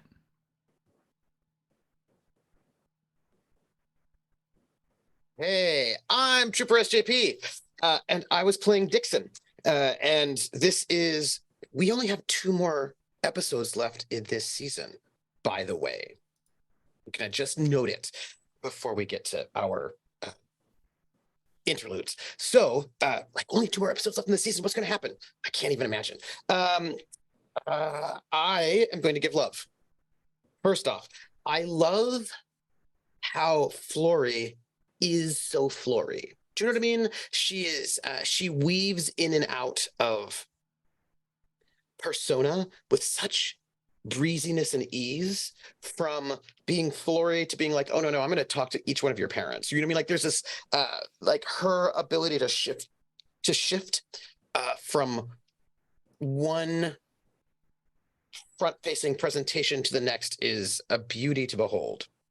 To see how she was talking to Talathia, how she was talking to Ben's mom, how she was talking each one, like to Artie, to Dixon, each sort of space, the way that she watched, the way I was really enjoyed watching Flory watch Yuma in that scene. I thought that was just watching that was really nice. I thought that was very, very well done. So much love for the way that you watched Artie and Yuma talk. Was like, they always say that acting is reacting. It was very, very nice.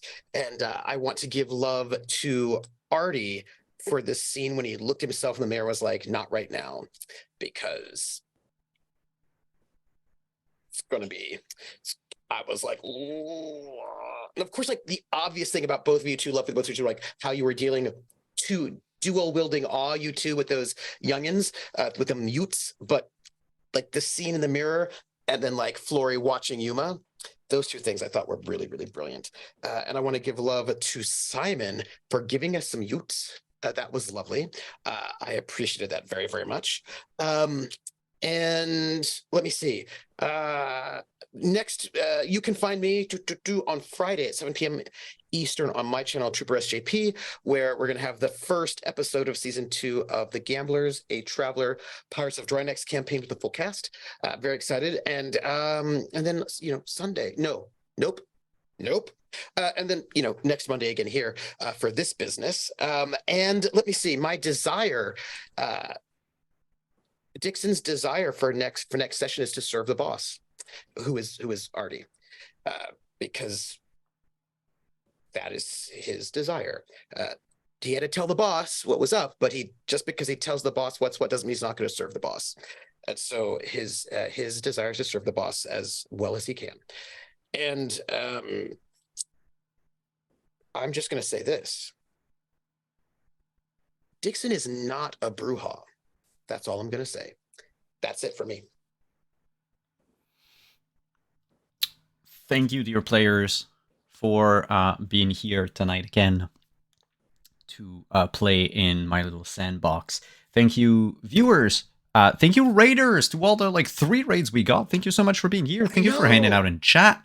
Thank you for the follows, the subs, everything. Thank you to all of you who... Oh, speaking of sub, hey, thank you, Critwitch. Thank you to all of you who watched the VOD over on YouTube. And as for me, I don't have any desire for next week because I have a lot of desires in this game. I have a long list of to-do of stuff that I would like to happen or that I would like to subject my players to. But you can find me over on this channel on what the fuck? Okay, no, there's no hype chain. Okay, I was like, what's going on? It's close.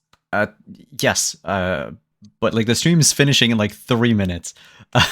You can find me over on this very channel at 1 p.m. Eastern on Saturday for Scion. Mind you, because it is Easter weekend, we might not have a game this weekend. I don't know. I'll post it on Twitter. We are back next week so there won't be any Witcher, but next Monday we'll be here for Montreal by night. And yeah, thank you so much, everyone. And this is ridiculous. People, come on. Well, thank you so much for the hype train at the very last possible second. And I guess we'll see you all very soon. Bye-bye.